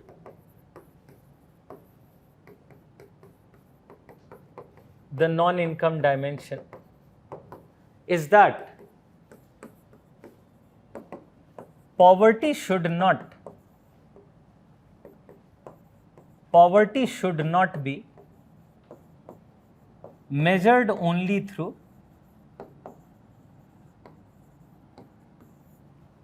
lack of income, but as Professor Amartya Sen says, lack of capabilities. So you can bring in the capabilities concept proposed by Professor Sen. I'll quickly tell you, capabilities means what kind of freedom people have in performing certain functions in the society. So the freedom which people have in performing certain functions in the society, in enhancing that freedom, human capital can play a very important role. That is why Professor Amartya Sen is one of the front runners in including non-income dimensions in poverty measurement like education, health, etc. And now even the basic amenities. Although the question is not directly asking you, but you can also discuss briefly in this question the concept of multidimensional poverty index.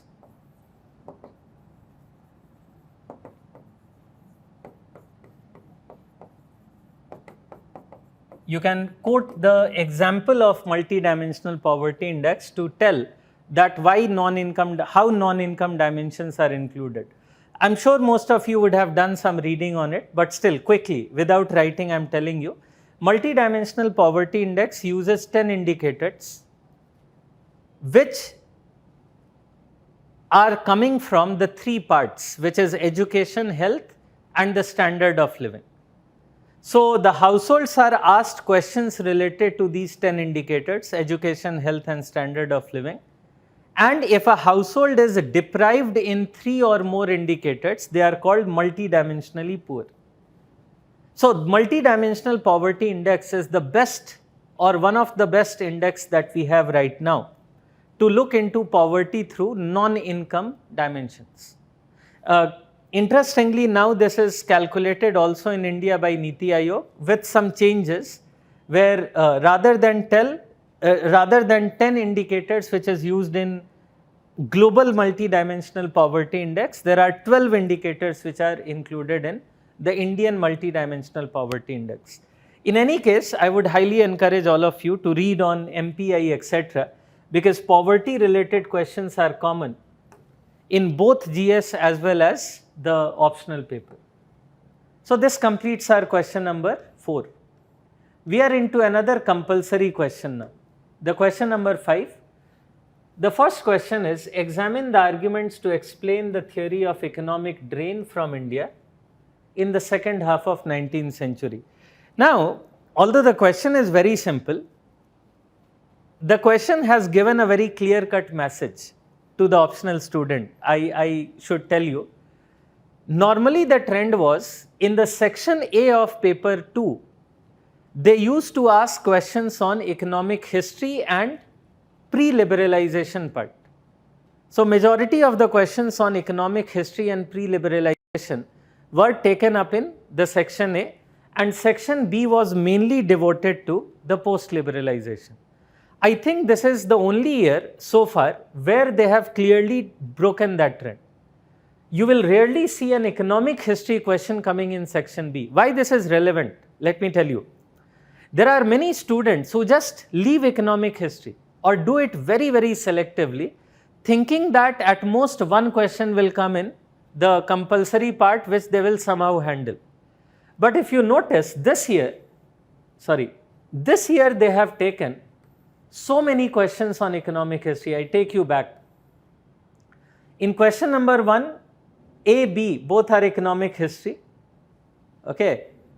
Obviously, the others are optional, you could have left it. So, 2 compulsory question and then again the third one. So, 30 marks compulsory question from economic history.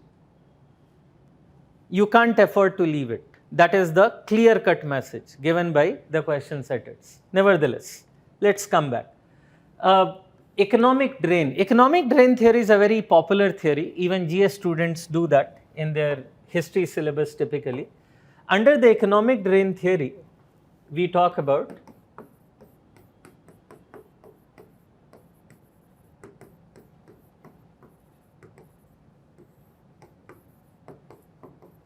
the ways in which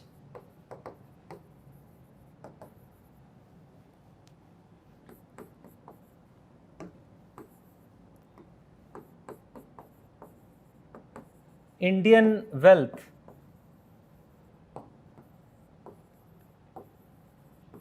was drained out mainly to Europe under British rule. And the proposer of this theory was Dadabhai Nauroji. Now, the only thing which you need to be careful here is, the question here is asking economic drain in second half of the 19th century. So, actually economic drain related questions have come generally on either the 18th century, 19th century first half or the second half. Why second half becomes important? Because it is in the second half of the 19th century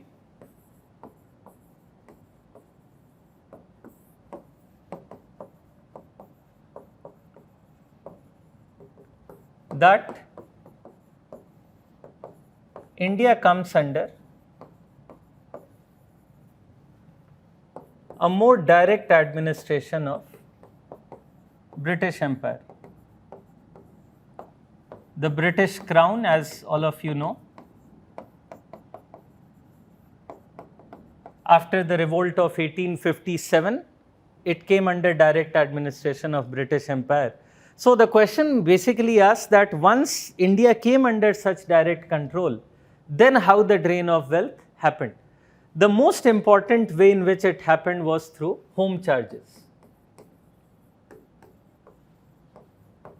where home charges refer to the amount of money spent on the maintenance of India Office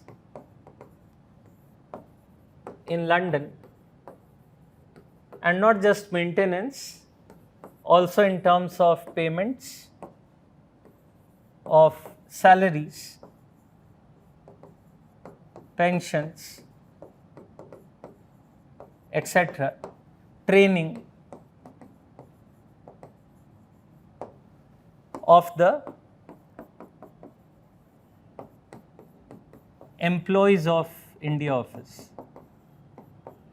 Dadabhai Naoroji considered this as the main way in which the drain of wealth occurred in the second half. Well, those people who are not aware of India Office, very quickly, India Office was a kind of a representative office in London, which Government of India was answerable to. It had Secretary of State as the leading member, who used to be a member of Parliament of Britain, and then a number of other employees. Their salaries, their pensions, their training, and the overall maintenance was met by Government of India. Effectively, the Indian wealth was being sent there. And that money was used to finance trade also, the money which was brought in here. So there are more elaborate way in which you can say how home charges impacted. There were other forms of drain also. In the other forms of drain or wealth drain, you can say, apart from home charges, the second one you can say, the guaranteed return paid to the investors, like in railways, which we discussed in another question also. Then imports were overpriced for India.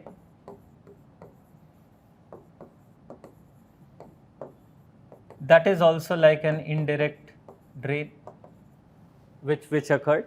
The tariff rates were very high. Then there was interest on foreign debt.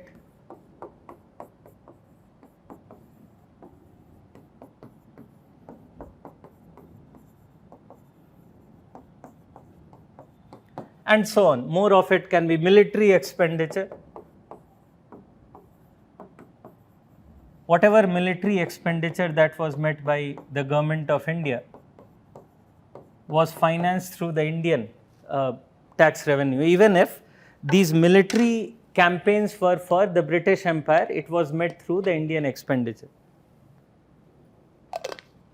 So these are some of the ways in which the drain happened in the second half of the 19th century. Let's come back to the next question. Okay, this was asking, analyze the effectiveness of major commitments of agreement on agriculture of the Uruguay round of WTO on Indian agriculture. Okay, again, this is a question being asked in a 10 marker, even if it is capable of having a 20 mark question also. So here you have to be brief because it's a 10 marker. Very briefly, you should talk about what is agreement on agriculture and then talk about its effectiveness on Indian agriculture. These are the two major parts. First part will be done very briefly because the question is mainly on effectiveness on the Indian agriculture. But without first part, it will be slightly difficult to put the things in perspective. So in agreement on agriculture, there are basically three parts which are related to the reduction in domestic subsidies,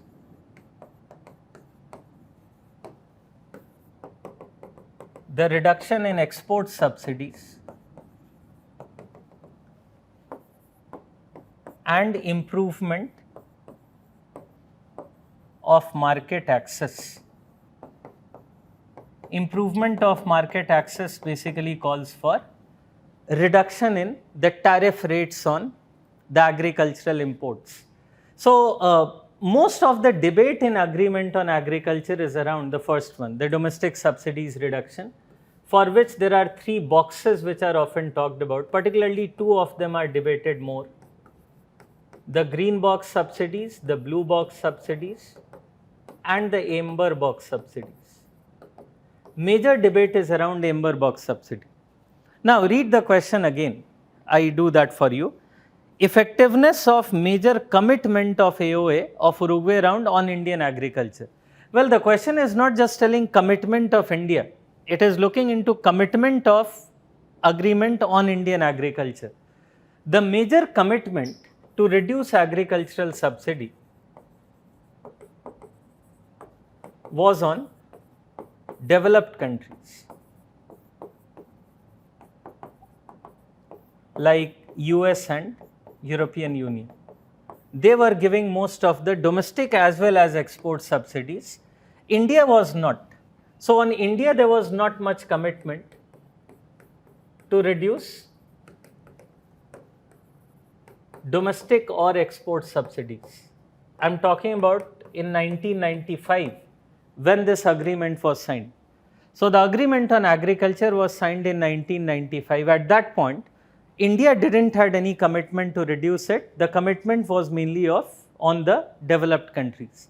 But since they didn't decrease their subsidies according to their promise, the impact on Indian agriculture was bad. So that is what question is asking, the effectiveness on Indian agriculture. So since they didn't follow their commitments well, the effect on Indian agriculture was poor. And you can give some specific examples of which subsidies they didn't decrease, etc. But being a 10 marker, you have to be careful.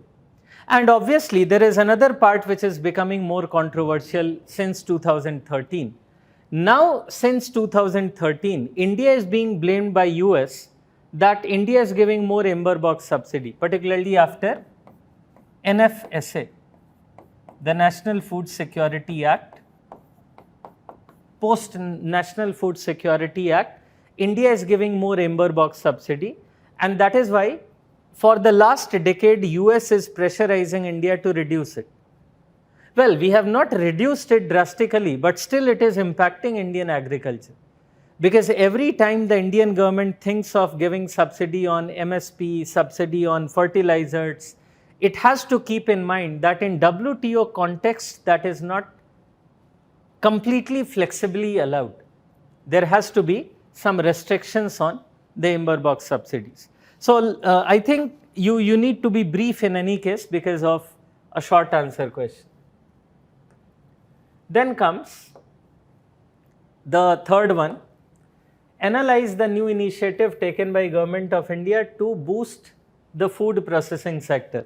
Again, one of the simplest question, there is nothing much to kind of analyze here, although it is telling to analyze. You have to begin with the initiatives first, start with the main initiatives and then keep on giving some comments on them because the question is telling to analyze. But there is not much technical analysis possible. You can just kind of explain that what are the impacts of it. So what kind of initiatives that can be talked about over here in 5C?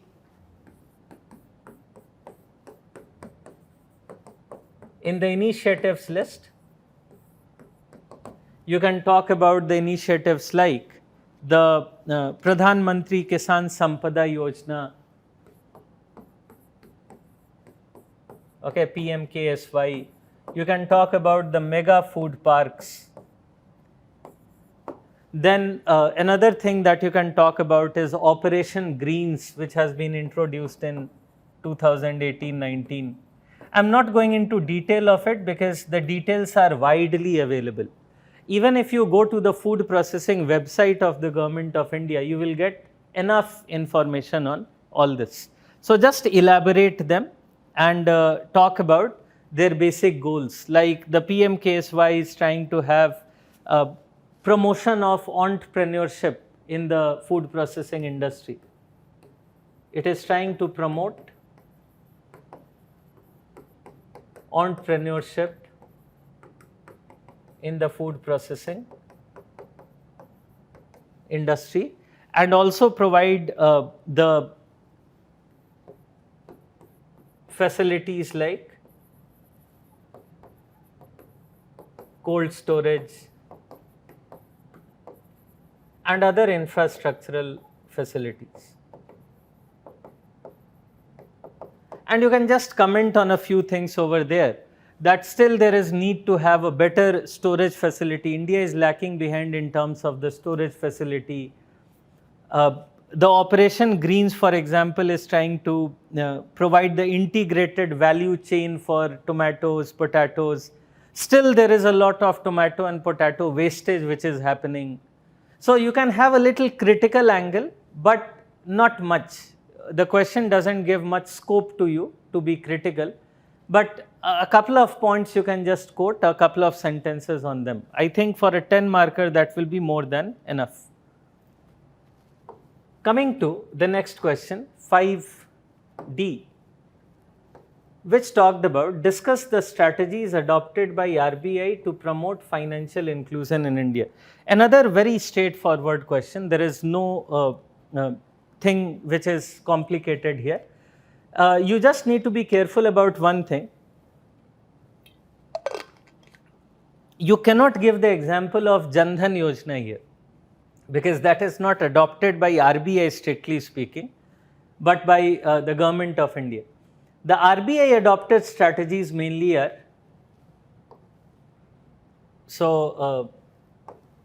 the 5D.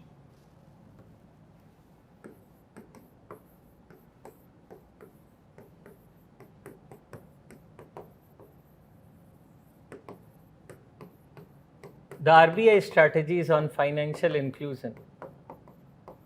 Some of them, in any case, you don't need to be very particular about including all. It's a 10 marker, even if you explain 2 or 3, it will be enough.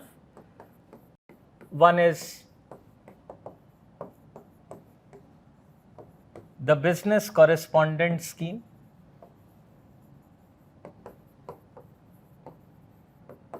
Of 2005. Business Correspondent Scheme is also called the Bank Mitra Scheme, under which the Bank Mitra, or the individuals who are temporarily hired by the banks, they have to visit the remote areas to provide the banking facility. So these business correspondents are visiting the remote areas, providing the banking facilities through their instruments like the laptops or mobile ATMs, etc. In recent time period, there are 2 more important initiatives which has been taken by RBI. One is the strategy to come up with new type of banks, the payment banks in particular in 2015. So the payment banks are deposit accepting banks, and deposit accepting with some upper limit on deposits, so that the small depositors can keep their money. And they are not allowed to give loans, so that it remains mainly for the deposit benefits of the depositors only, the small depositors only. Then there are a number of other benefits of payment banks, like payment banks are quite beneficial to migrant workers, because there is much simpler KYC norms herein. So if you talk about strategies of RBI, you can also talk about, apart from the schemes, what are the strategies like simpler KYC. RBI is trying to provide the banking services through the person visiting remote areas rather than having a bank branch. Then you can talk about the strategies related to the cheaper loan provision. In cheaper loan provision, RBI has priority sector lending rule in the commercial banks, and a separate type of banks also, which are called the small finance banks. Small finance banks have been a recent entry again. You can also quote some of the other instruments of RBI. For example, for financial inclusion itself, we can talk about the differential rates of interest, similar to cheaper loans, but formally we say differential rates of interest, where the banks are told to give loans at different interest rates to the different borrowers. I think even if you elaborate a few sentences, you'll be getting enough material on a 10 marker question. Coming to the next question, which is 5E, evaluate the role of, the question says, evaluate the role of MG Narega in asset creation and poverty alleviation. Well, MG Narega has been one of the most famous wage employment program in our country since 2006. And you can divide your question in 2 parts again, poverty alleviation and asset creation. I would again prefer to talk about poverty alleviation first, because you will be getting more material on that. So when we talk about that,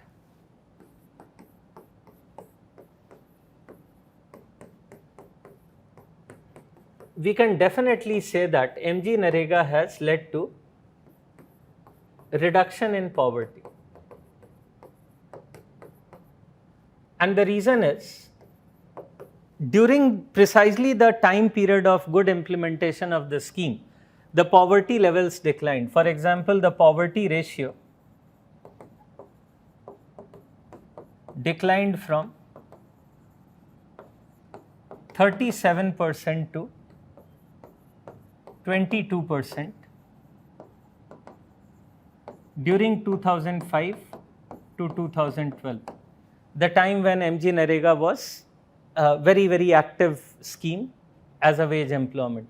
There were other factors also, like agriculture was doing well during this time period, in which also MG Narega is considered to be a role player. So, poverty reduction has been mainly due to higher wages. The wages in MG Narega are higher, inflation indexed, which means with inflation the wages keep on increasing automatically. That ensures that income levels are higher, the poverty levels are lower. You can also talk about the social benefits of MG Narega, which is benefiting the poverty reduction. So, poverty may sometimes also be affected through the social impacts like education of children. There are proofs that education of children among MG Narega benefiting households has been better than the others. Some reasons being MG Narega has reduced child labor. The other reason being that MG Narega is empowering women. There are many women employees over here who are spending a lot of income on education of children. So, these all arguments have been given in order to justify that MG Narega has reduced poverty. However, there is some debate over the impact on asset creation. In asset creation, there is some debate, and you can actually talk about that briefly. Debate in the sense that asset creation has been of good quality in some states, particularly the southern states of Tamil Nadu, Kerala, Andhra Pradesh, etc., but not of so good quality or of poor quality in some of the states like Bihar, Jharkhand, Odisha, etc.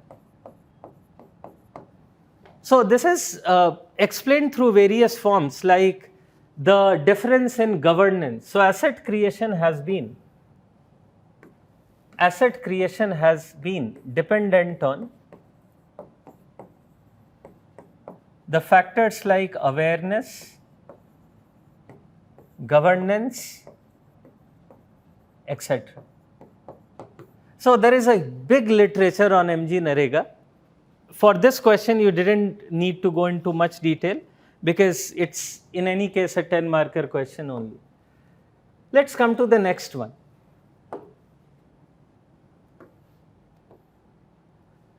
Okay. What are the major components of public expenditure on agriculture in India? Would you recommend any changes in the pattern of public expenditure to stimulate agricultural growth? Although the question is simply worded, but I would not again rate it as a very easy question. Why so? Because traditionally when we see questions around agriculture, we have seen questions sometimes on public expenditure on capital formation, but general question on public expenditure component on agriculture is rare. But if you have read about it, then it becomes very easy because this is very factual question, and even the changes in pattern etc. is not difficult to quote. So, this is your 6A. First of all, you can talk about components of public expenditure in agriculture. Some of the common components are irrigation and water management, infrastructure, the rural infrastructure, etc. Then research and development,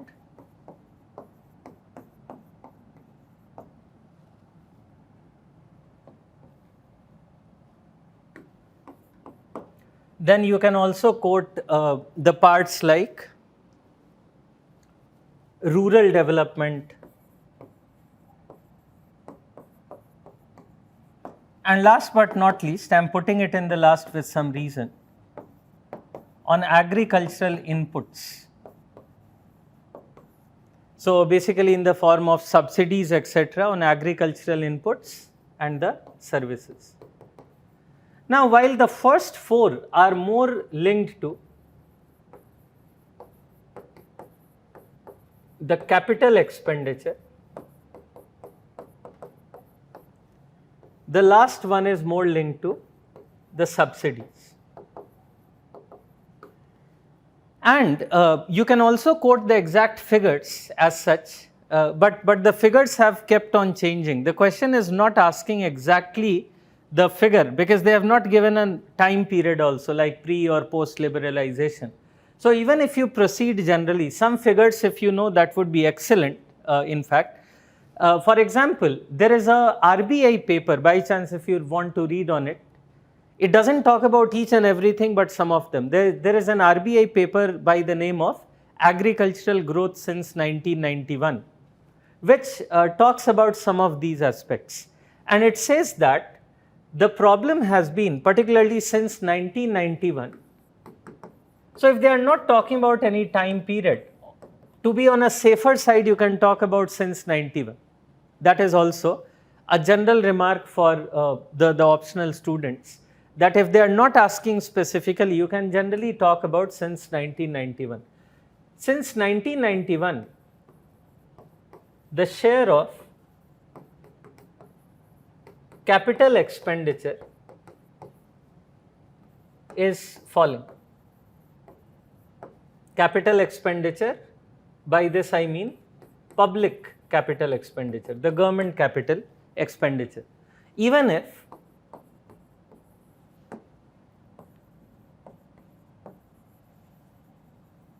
absolute expenditure on irrigation and even infrastructure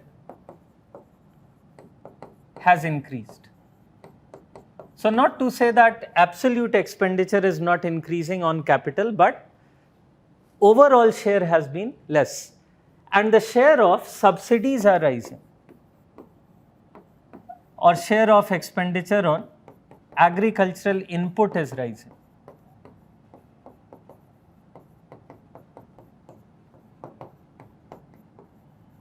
For example, about 70 to 75%, about 70 to 75% of public expenditure goes towards the payment of subsidies to the agricultural inputs, etc., rather than coming to the capital expenditure, which is a serious problem.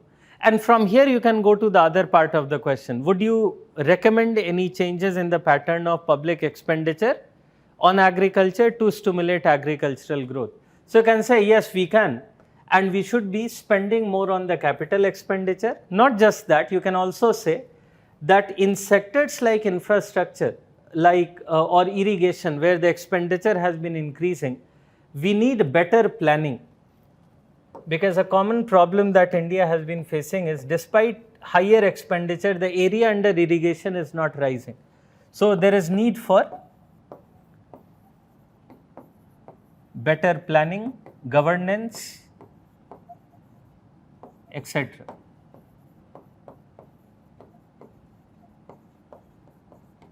So that the expenditure can give better results.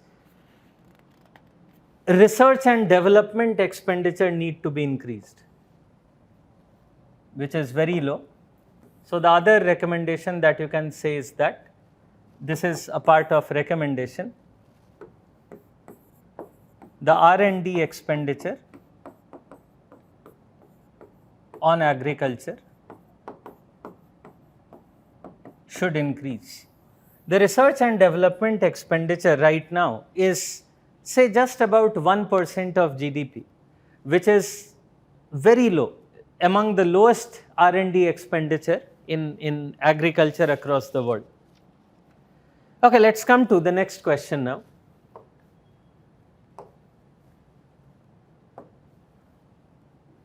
This question has been a very common question. It has been asked earlier also. Analyze the significance of planning in the context of market-based development in India. Effectively, this is a question on post-91 Indian economy, and they are asking how the planning is important or significant in the post-91 time period. So, you can approach the question in a very standard manner. There is nothing much difficult or unique over here. So, this is 6B. In this case, you can talk about, even in a market-based economy,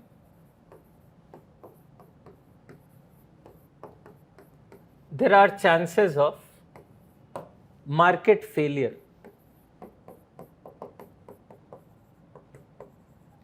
Where market failure means when market forces, the demand supply forces, fail to attain the socially optimum results. For example, it can happen due to factors like externality. Externality is a general term that we are using. Within externality, you can give a number of examples over here, like due to pollution. So, for example, if we have only market-based economy, it may give rise to more polluting industries in the economy. So, market-based mechanism doesn't mean that we should leave everything to market. We need some kind of a role of government and planning. You have to justify why government is needed, one, and within government why planning is needed. Because sometimes what happens, government cannot alone handle all the challenges. So, some independent planning authority can be needed in that particular case. So, you can talk about pollution causing market failure.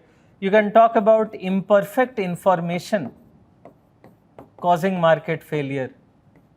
The examples of imperfect information can be cases like financial market scams, bank failures, etc. So, when there are bank failures, financial market related scams, then the government role and the role of a planner becomes important. So, all in all, market can also fail, and therefore the planning is required. This is one argument that you can give. Some other arguments can also be given. For example, you can talk about merit goods, provision needs the role of government and planning. So, what kind of goods do we call the merit goods? Typically the human capital, education, health, etc. And then you can also add here the provision of public goods. For this also planning is needed. The public goods provision means the provision like infrastructure, because for infrastructure development, the time lags are longer. So, there are long time lags. Only market cannot be depended upon. There is need for planning. So, whether it is being talked about in the case of say highway development or more complicated infrastructure, the port development, etc., the need for planning is there. All the more when we are talking about the challenges related to environment, etc. also. So you can elaborate more on that. This is very traditional kind of a question, and the material is also easily available. Okay, let's come to the next question.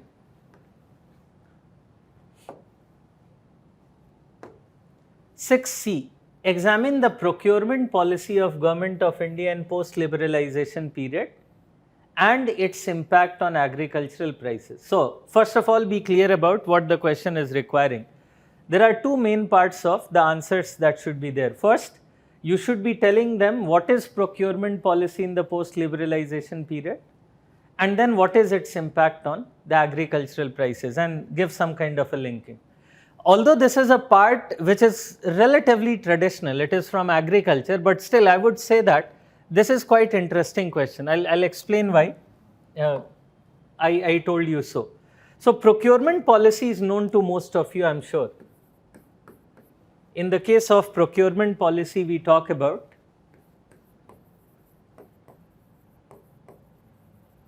mainly the policy related to MSP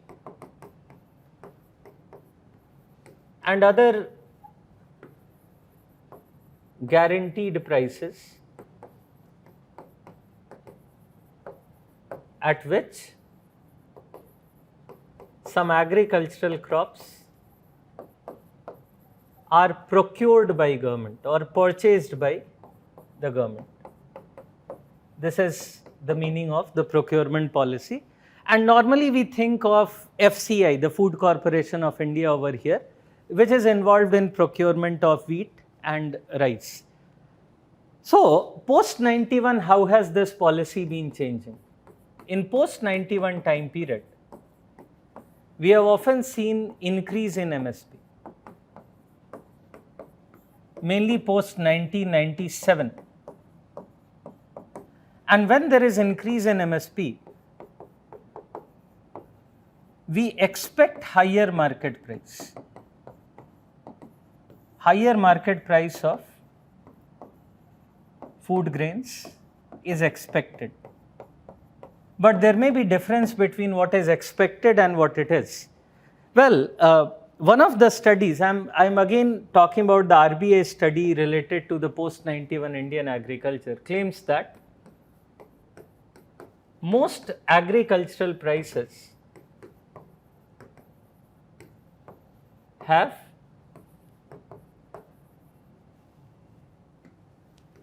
not increased, which is contrary to what we expect.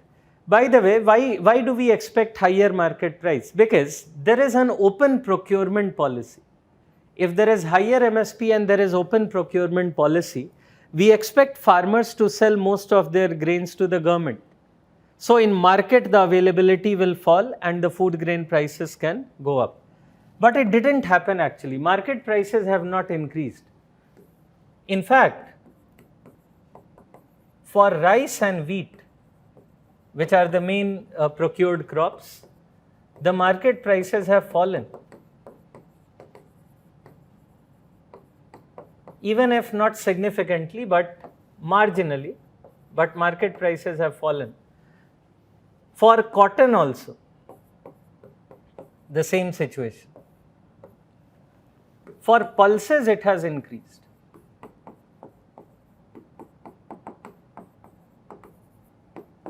So your question demands two things.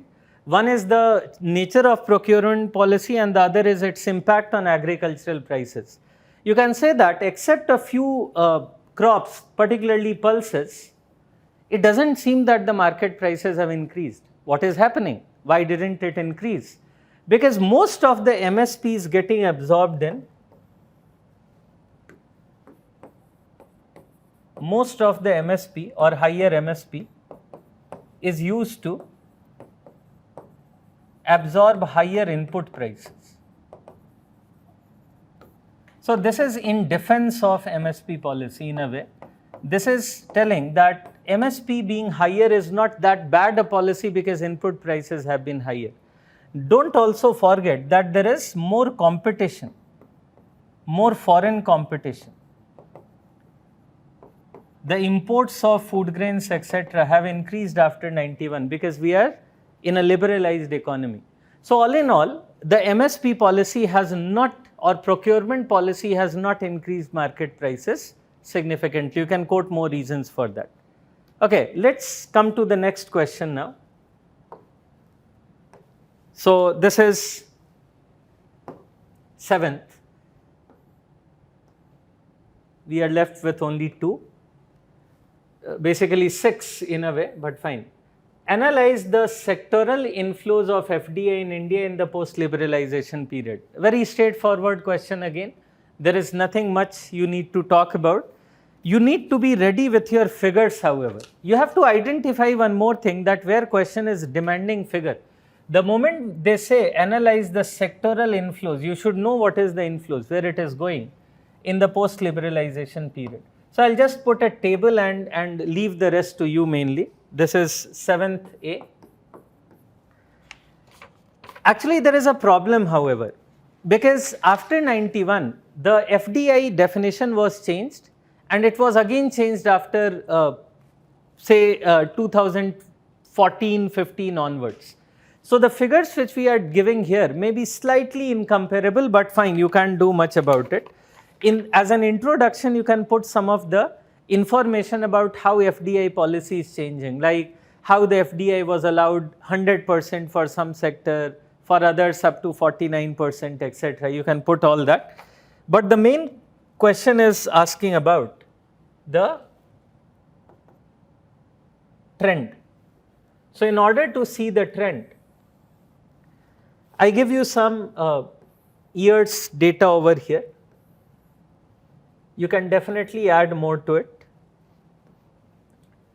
Like 1992, immediately after the reform, 1997, 2012, 2016-17 as one of the recent one. And when we talk of sectors, it's talking about the sectoral composition, sectoral inflows. We talk of services, manufacturing, energy. Energy will include petroleum, natural gas, etc. and primary. We can keep one more category, others, which will be not useful much after 1992. As I told you, due to the change in definition, many of the others later on came into services. That is why you will see the services will be showing a much sharper increase later. So, in 1992, services contributed to around 2.3% of FDI inflow. These are FDI inflows. Share. About 83.2% came in manufacturing. You don't need to remember all point by point figures. Even if you broadly remember, it is okay. So, these are all percentages. I won't write percentage again. Energy 2, primary 9, others 3. In 97, services 15%, manufacturing 48%, energy 1%, primary 1.3, others 35. So, actually by this others we generally meant till 97 or so, the sectors like power, other infrastructure, etc., which later on got merged with the services, because power sector, etc., are more in one way related to the industrial sector, but in this context very often taken up in a separate manner. So, in 2012, coming to some recent time period, services share have increased drastically, 44%. Manufacturing remains around the same, 48. Energy 6.5, it has increased. Primary 1.6, more or less the same. Others are no longer there. 2016-17, services contribute about 62, manufacturing 33, energy 5, and primary is almost negligible, around 0.3. So, you can read a lot out of it and accordingly argue your sectoral shares, etc. Like the most crucial feature that we find in the post-liberalization period FDI is that the contribution of services has drastically increased. Even if we have to be little careful in comparing these numbers, because over a period of time the definition may slightly change. Like services in 92 and 97 are different here. If we add these parts, it may be a little higher here also. By the way, still the increase is clear. Manufacturing share is decreasing, which means that more and more FDI is now coming in services rather than the manufacturing. You can give the examples also. It's a 20 marker question, so feel free to write as much as you know. Like FDI is coming more in the sectors like banking, insurance, retail, rather than automobile and pharmaceuticals over a period of time. Energy, petroleum, etc. is more or less stagnant till 97, then marginal increase. Primary is negligible, it's coming down. So FDI in mining, etc. is relatively less. So main part of your answer should be around services versus manufacturing. And since it is a 20 marker, you can write a lot more on it. For example, how FDI impact changes when it is coming in services and when it is coming in manufacturing. Impact on GDP, impact on employment, how much volatility is there in the FDI. So services FDI is typically more volatile because it always comes through the share market route. So these all things can be talked about in this case. I would not rate it as a very ideal 20 marker, but fine, we don't have much option on that part. So you have to act accordingly. B. Critically discuss the strategies formulated by Government of India to increase private sector participation in public enterprises. This is very interesting question again. This is a question on disinvestment policy. And if you look into it, without talking about disinvestment, they have asked the question. When they talk about the private sector participation in public enterprises, they are basically talking about the disinvestment policy. In other words, this question is just asking that what are the basic steps that government has taken in disinvestment policy. And since disinvestment policy was taken after 91, it is obviously post 91 question. So you have to just enumerate in this answer 7B. You have to just enumerate the policies related to disinvestment in post 91 time period. And you can give the things like the fact that in 1991, you can put a kind of a historical preview also. In 91, 92, up to 20% disinvestment was allowed. Then in 1993, Rangarajan Committee came in. The Rangarajan Committee recommended a much more disinvestment, for example, even up to 100%. So he divided it in 3 parts actually. Up to 49% for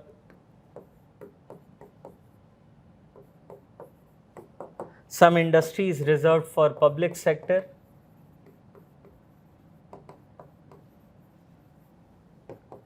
up to 74% for strategic sectors, and up to 100% for others. By the way, why disinvestment policy was brought in? Because many public sector enterprises were in loss, one, and second, government wanted to have more source of revenue. You can quote all this in the introductory part only. Then you can give some more examples. 1996, we had Disinvestment Commission being set up, and this commission brought a more formulated approach to the disinvestment process. Then you can quote the other things like post 2004, the government was more careful in terms of not to disinvest in profit-making PSCs. And again, in recent time post 2014, there are bigger disinvestment plans. Some are successful also, but many are not. Like recently we had Air India disinvestment, LIC disinvestment is on the way. Banking disinvestment is being planned but not yet successful. You can quote all this and formulate a well-balanced answer. Next was a question on Finance Commission, which is very commonly asked in optional paper. Critically analyze the recommendations of the 12th Finance Commission on fiscal federalism. So you first need to talk about what is fiscal federalism, which is basically talking about how the fiscal resources can be shared between the center and the states in a federal economy like India. The question was made a little difficult because it was very specific on 12th Finance Commission, which is not very new Finance Commission. So that is why many students may not remember. So you mainly needed to remember the recommendations of the 12th Finance Commission. A few of them I am giving you here.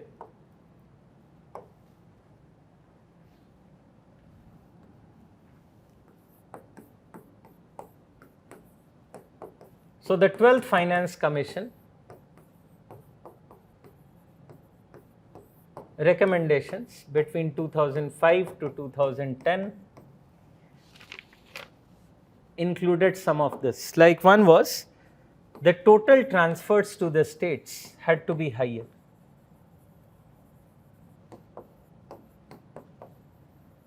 The total transfer to the states to be about 74% higher than under 11th Finance Commission. This was a massive increase.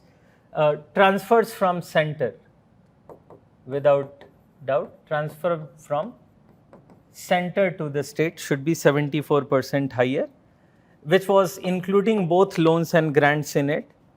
Then another important recommendation was states were allowed to borrow from market rather than just from the government, as was the case earlier. Then debt relief was given to the states.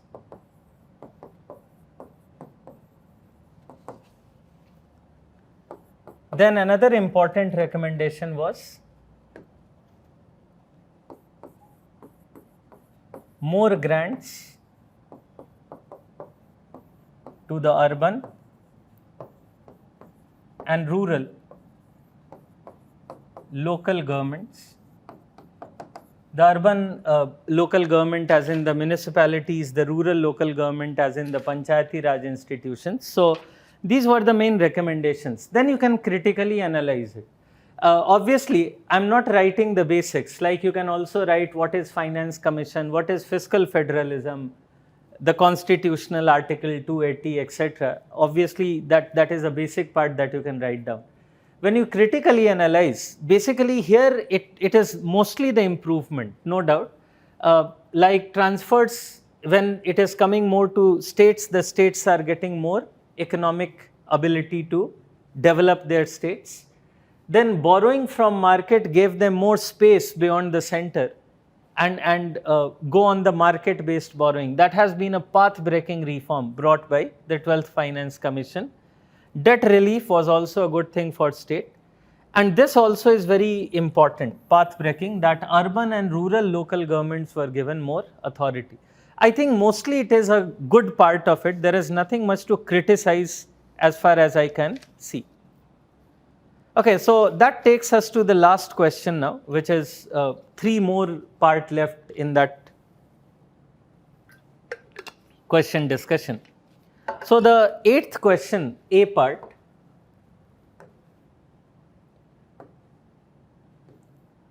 talked about definition of capital account convertibility 1 and examine Tarapur Committee 1 and 2 recommendations on capital account convertibility of rupee. Very straightforward question. There is no twist. Yes, you must have read about it, no doubt. So, capital account convertibility means, let me define that here itself and then I will go to that. Capital account convertibility, which we will call CSE, means that the transaction on capital account, or you can say it this way, rupees can be converted to dollars or foreign currency and vice versa for capital account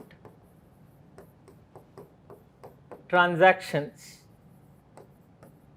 of balance of payments. And what are capital account transactions of BOP?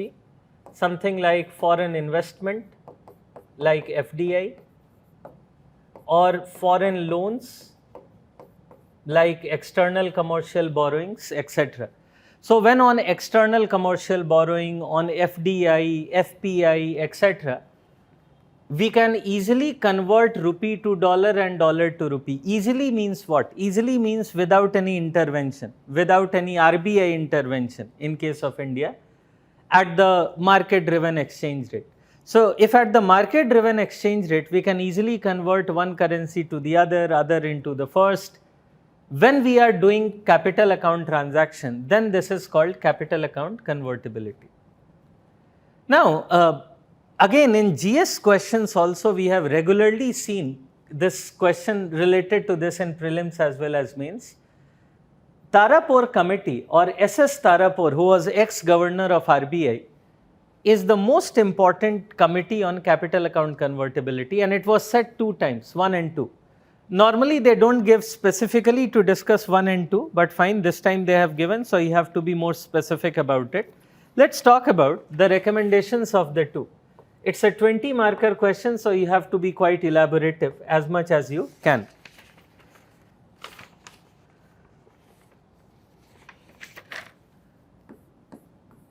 So, when they talk about the Tarapur, this is 8A.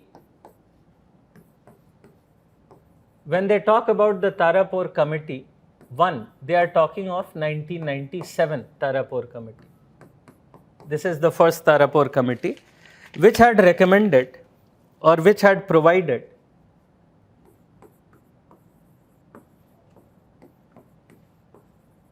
a phased movement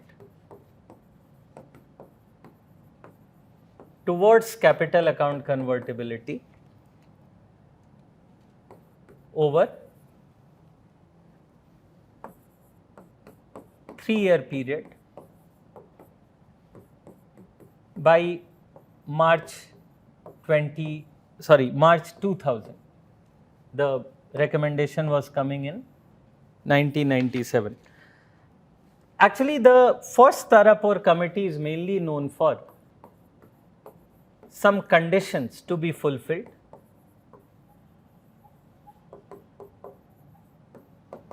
before capital account convertibility.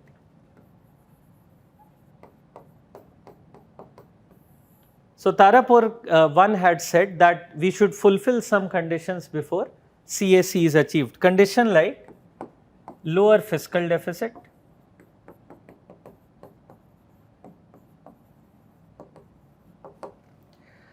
lower average inflation,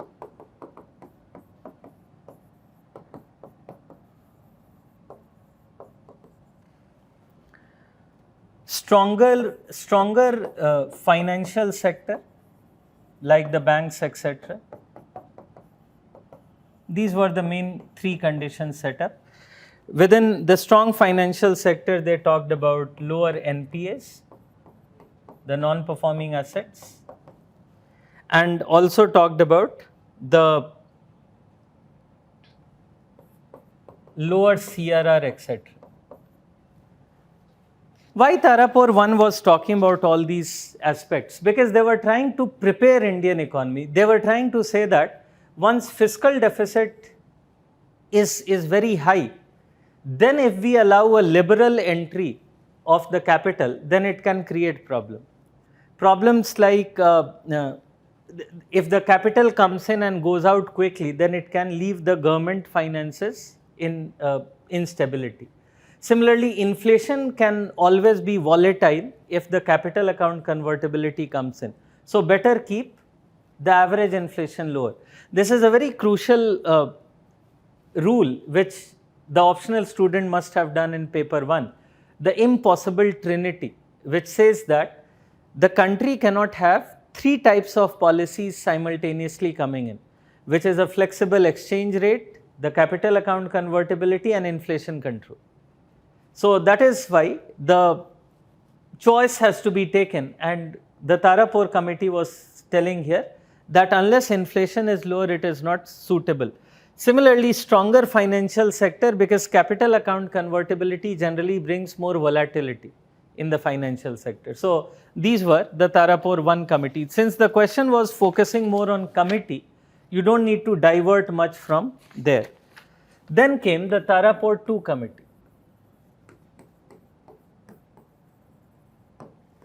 The second Tarapur committee came up in 2006. And they again gave a 5-year time frame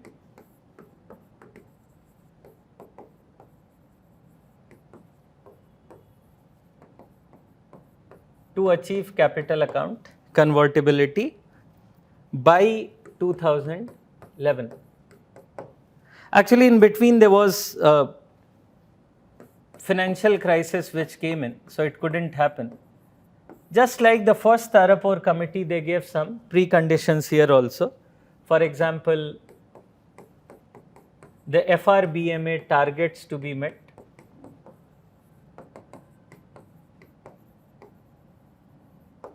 So all of you, even the GS students, do the Fiscal Responsibility Budget Management Act. Then they also talked about segregating the government debt management and monetary policy, the separation of government debt management and the monetary policy. So basically some new institution was referred to. Then they also talk about the capital account deficit to GDP ratio must be below 3%. And similarly, the banking sector reforms. So some of them are repetitions actually.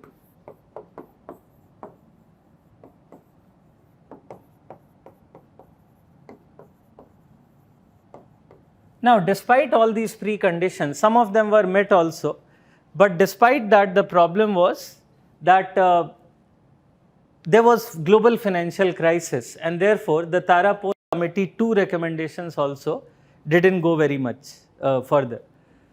Global financial crisis made it clearer that capital account convertibility is going to create problems, and that is why somehow the full capital account convertibility has been kept out of the question over here.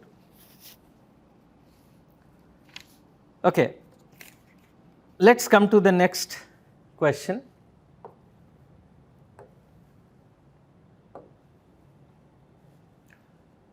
So 8B talked about effects of TRIPS agreement, which is a WTO agreement, on Indian agriculture. Now this is slightly unusual question again, because normally when we get a question on TRIPS agreement, they link it to public health, pharma industry, industries in general also, but not generally to Indian agriculture. So what are the links between TRIPS and Indian agriculture which we talk about? The TRIPS agreement and Indian agriculture link can be shown in some of these ways. So there are particularly 2 elements of TRIPS that are related to the Indian agriculture. First is geographical indication.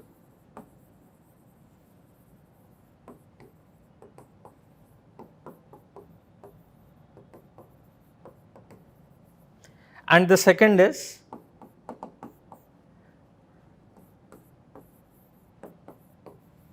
patent protection of agricultural chemical products.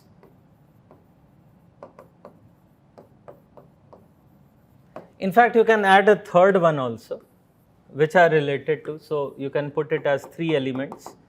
The third element is related to plant variety protection. So if you elaborate on these 3, you can get a reasonably sufficient answer. On the geographical indication, India has been demanding that there should be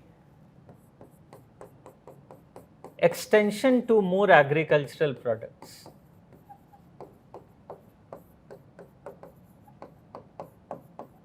Domestically, we are very, you can say, proactive on geographical indication of agricultural products. India wants more and more to be added in the global level also, because the TRIPS agreement is at global level. By the way, geographical indication is just an IPR which links a particular product uniquely with a geographical territory. Say basmati rice is a geographical indication, or Darjeeling tea is a geographical indication. India wants that more and more of these geographical indications should be recognized at a global level under TRIPS, because the trade related IPR agreement is ruling over the IPR related protection. Then patent protection of agricultural chemical products. That is where India has been demanding that there should be prevention of monopoly.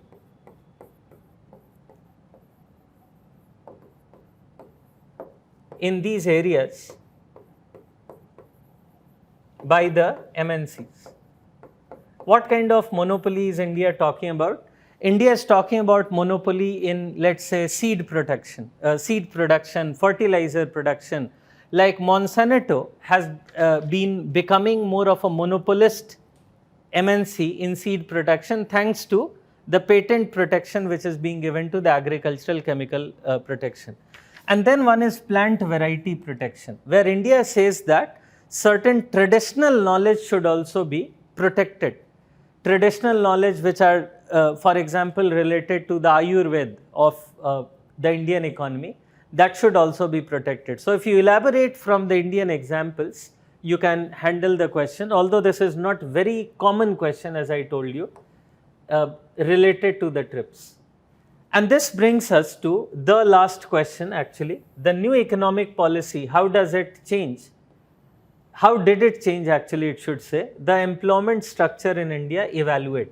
Well, it's a very simple question. There is nothing much to think about when we talk of the employment aspect after the economic liberalization. The new economic policy, let's go back.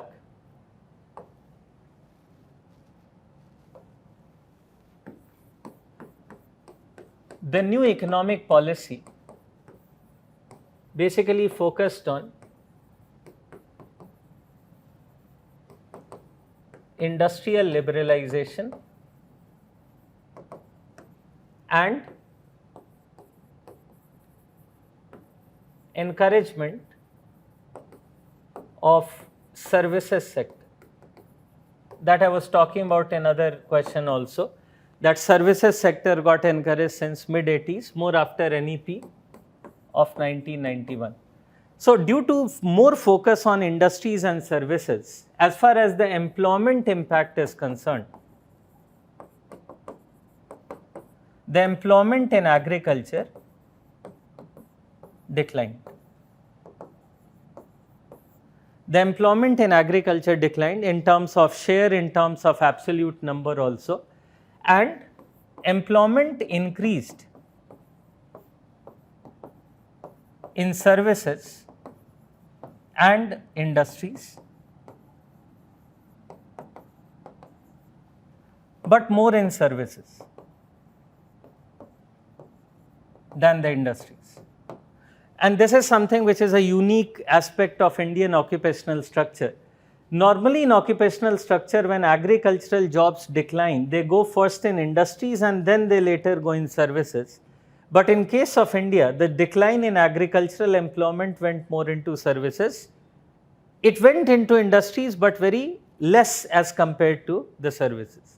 So you can also quote some figures over here and then explain them to say why has it happened. So let's talk about certain figures over here, which are the shares in employment, the share of some sectors in the employment. We are having three sectors: agriculture, the industries, and services. Since the question is talking about NEP, we can begin from somewhere around 1991. So let's say 93, 94, 2009, 10, and 2018, 19. Okay, you can add more to this figure or table according to the need. But even if you give something, it is okay. So in 93, 94, agricultural share was 64%, which in 2009, 10 came down to 51.3, which further came down to about 44.1 in 2018, 19. When we talk about industries, in 93, 94 it was 15, then came down to increased to 22 in 2009, 10. It increased, but not as significantly as others. And then 24.8% in 2018, 19. Services had 21% in 93, 94. It increased to 27% approximately in 2009, 10. And now it is around 31.1. So both in services and industries, the increase is there, but sharper increase is witnessed in the services sector. That is the main aspect that is being talked about as an impact.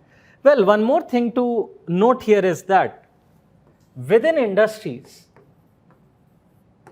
the major increase in employment is due to construction sector. Why that is important? Because if we exclude construction from here, these figures are likely to be very low. And construction is, although a part of industry, but not manufacturing.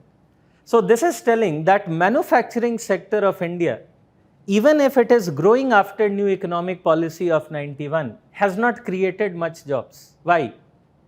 Because most of manufacturing is capital intensive. Most of the manufacturing activities have been capital intensive, and that is why the share of manufacturing in job creation is very less. Industries are still looking impressive, mainly due to the construction. Otherwise, it is services which is mainly taking the stage of the job creation. Now, although the question is not asking much on that, just to add one last thing, is this increase in services job necessarily good? Well, may not be, because within these jobs, there are many jobs coming in low-end services. Low-end services here mean the services where wages etc. are lower. Hence, the quality of job is poor. So all in all, the employment situation after new economic policy is not much desirable. In agriculture, it has fallen, which is okay. But whatever it is, wherever it is increasing, it is not giving us very good quality employment on a wider base. So these all things can be included here. In fact, it's a 15-marker question, but even as a 20-marker question, you have a lot of material on this to write. It's like a general question on employment distribution, occupational structure, etc. So with this, we have finished on our question paper discussion. All the questions I have done. And as I told you, I would tell again that hopefully this discussion is not just fruitful for the students who have opted for optional, who are going to opt for economics optional, but also for the GS students. In fact, those GS students who are planning to think of economics as an optional, this paper discussion may be an indication of whether they have interest in this area or not. And that would also have told you that there is a lot of overlap also between the economics paper 2 syllabus particularly and the questions which come in your GS paper number 3, sometimes paper number 1 and 2 also, which you should be keeping in mind while you are choosing the optional. And one last thing, it is not just in optional but true also for GS that traditional parts of Indian economy are very crucial. So do not go for overspending your time only on the current affairs part. If you have noticed, the current affairs part are very limited in terms of coming in optional. And that is not just true for this year but for different years also. Same is true for GS also. The questions are coming on, say, land reforms, which is very traditional. Fine, the recent ones are also coming, but it is not necessary that only something which has happened in the last year is very, very crucial for you. So don't overspend your time. Also do the traditional part in a proper manner. I think that is enough from my side, and I am stopping here with this. All the best to all of you, and hope this discussion would have been fruitful for you. Thank you very much.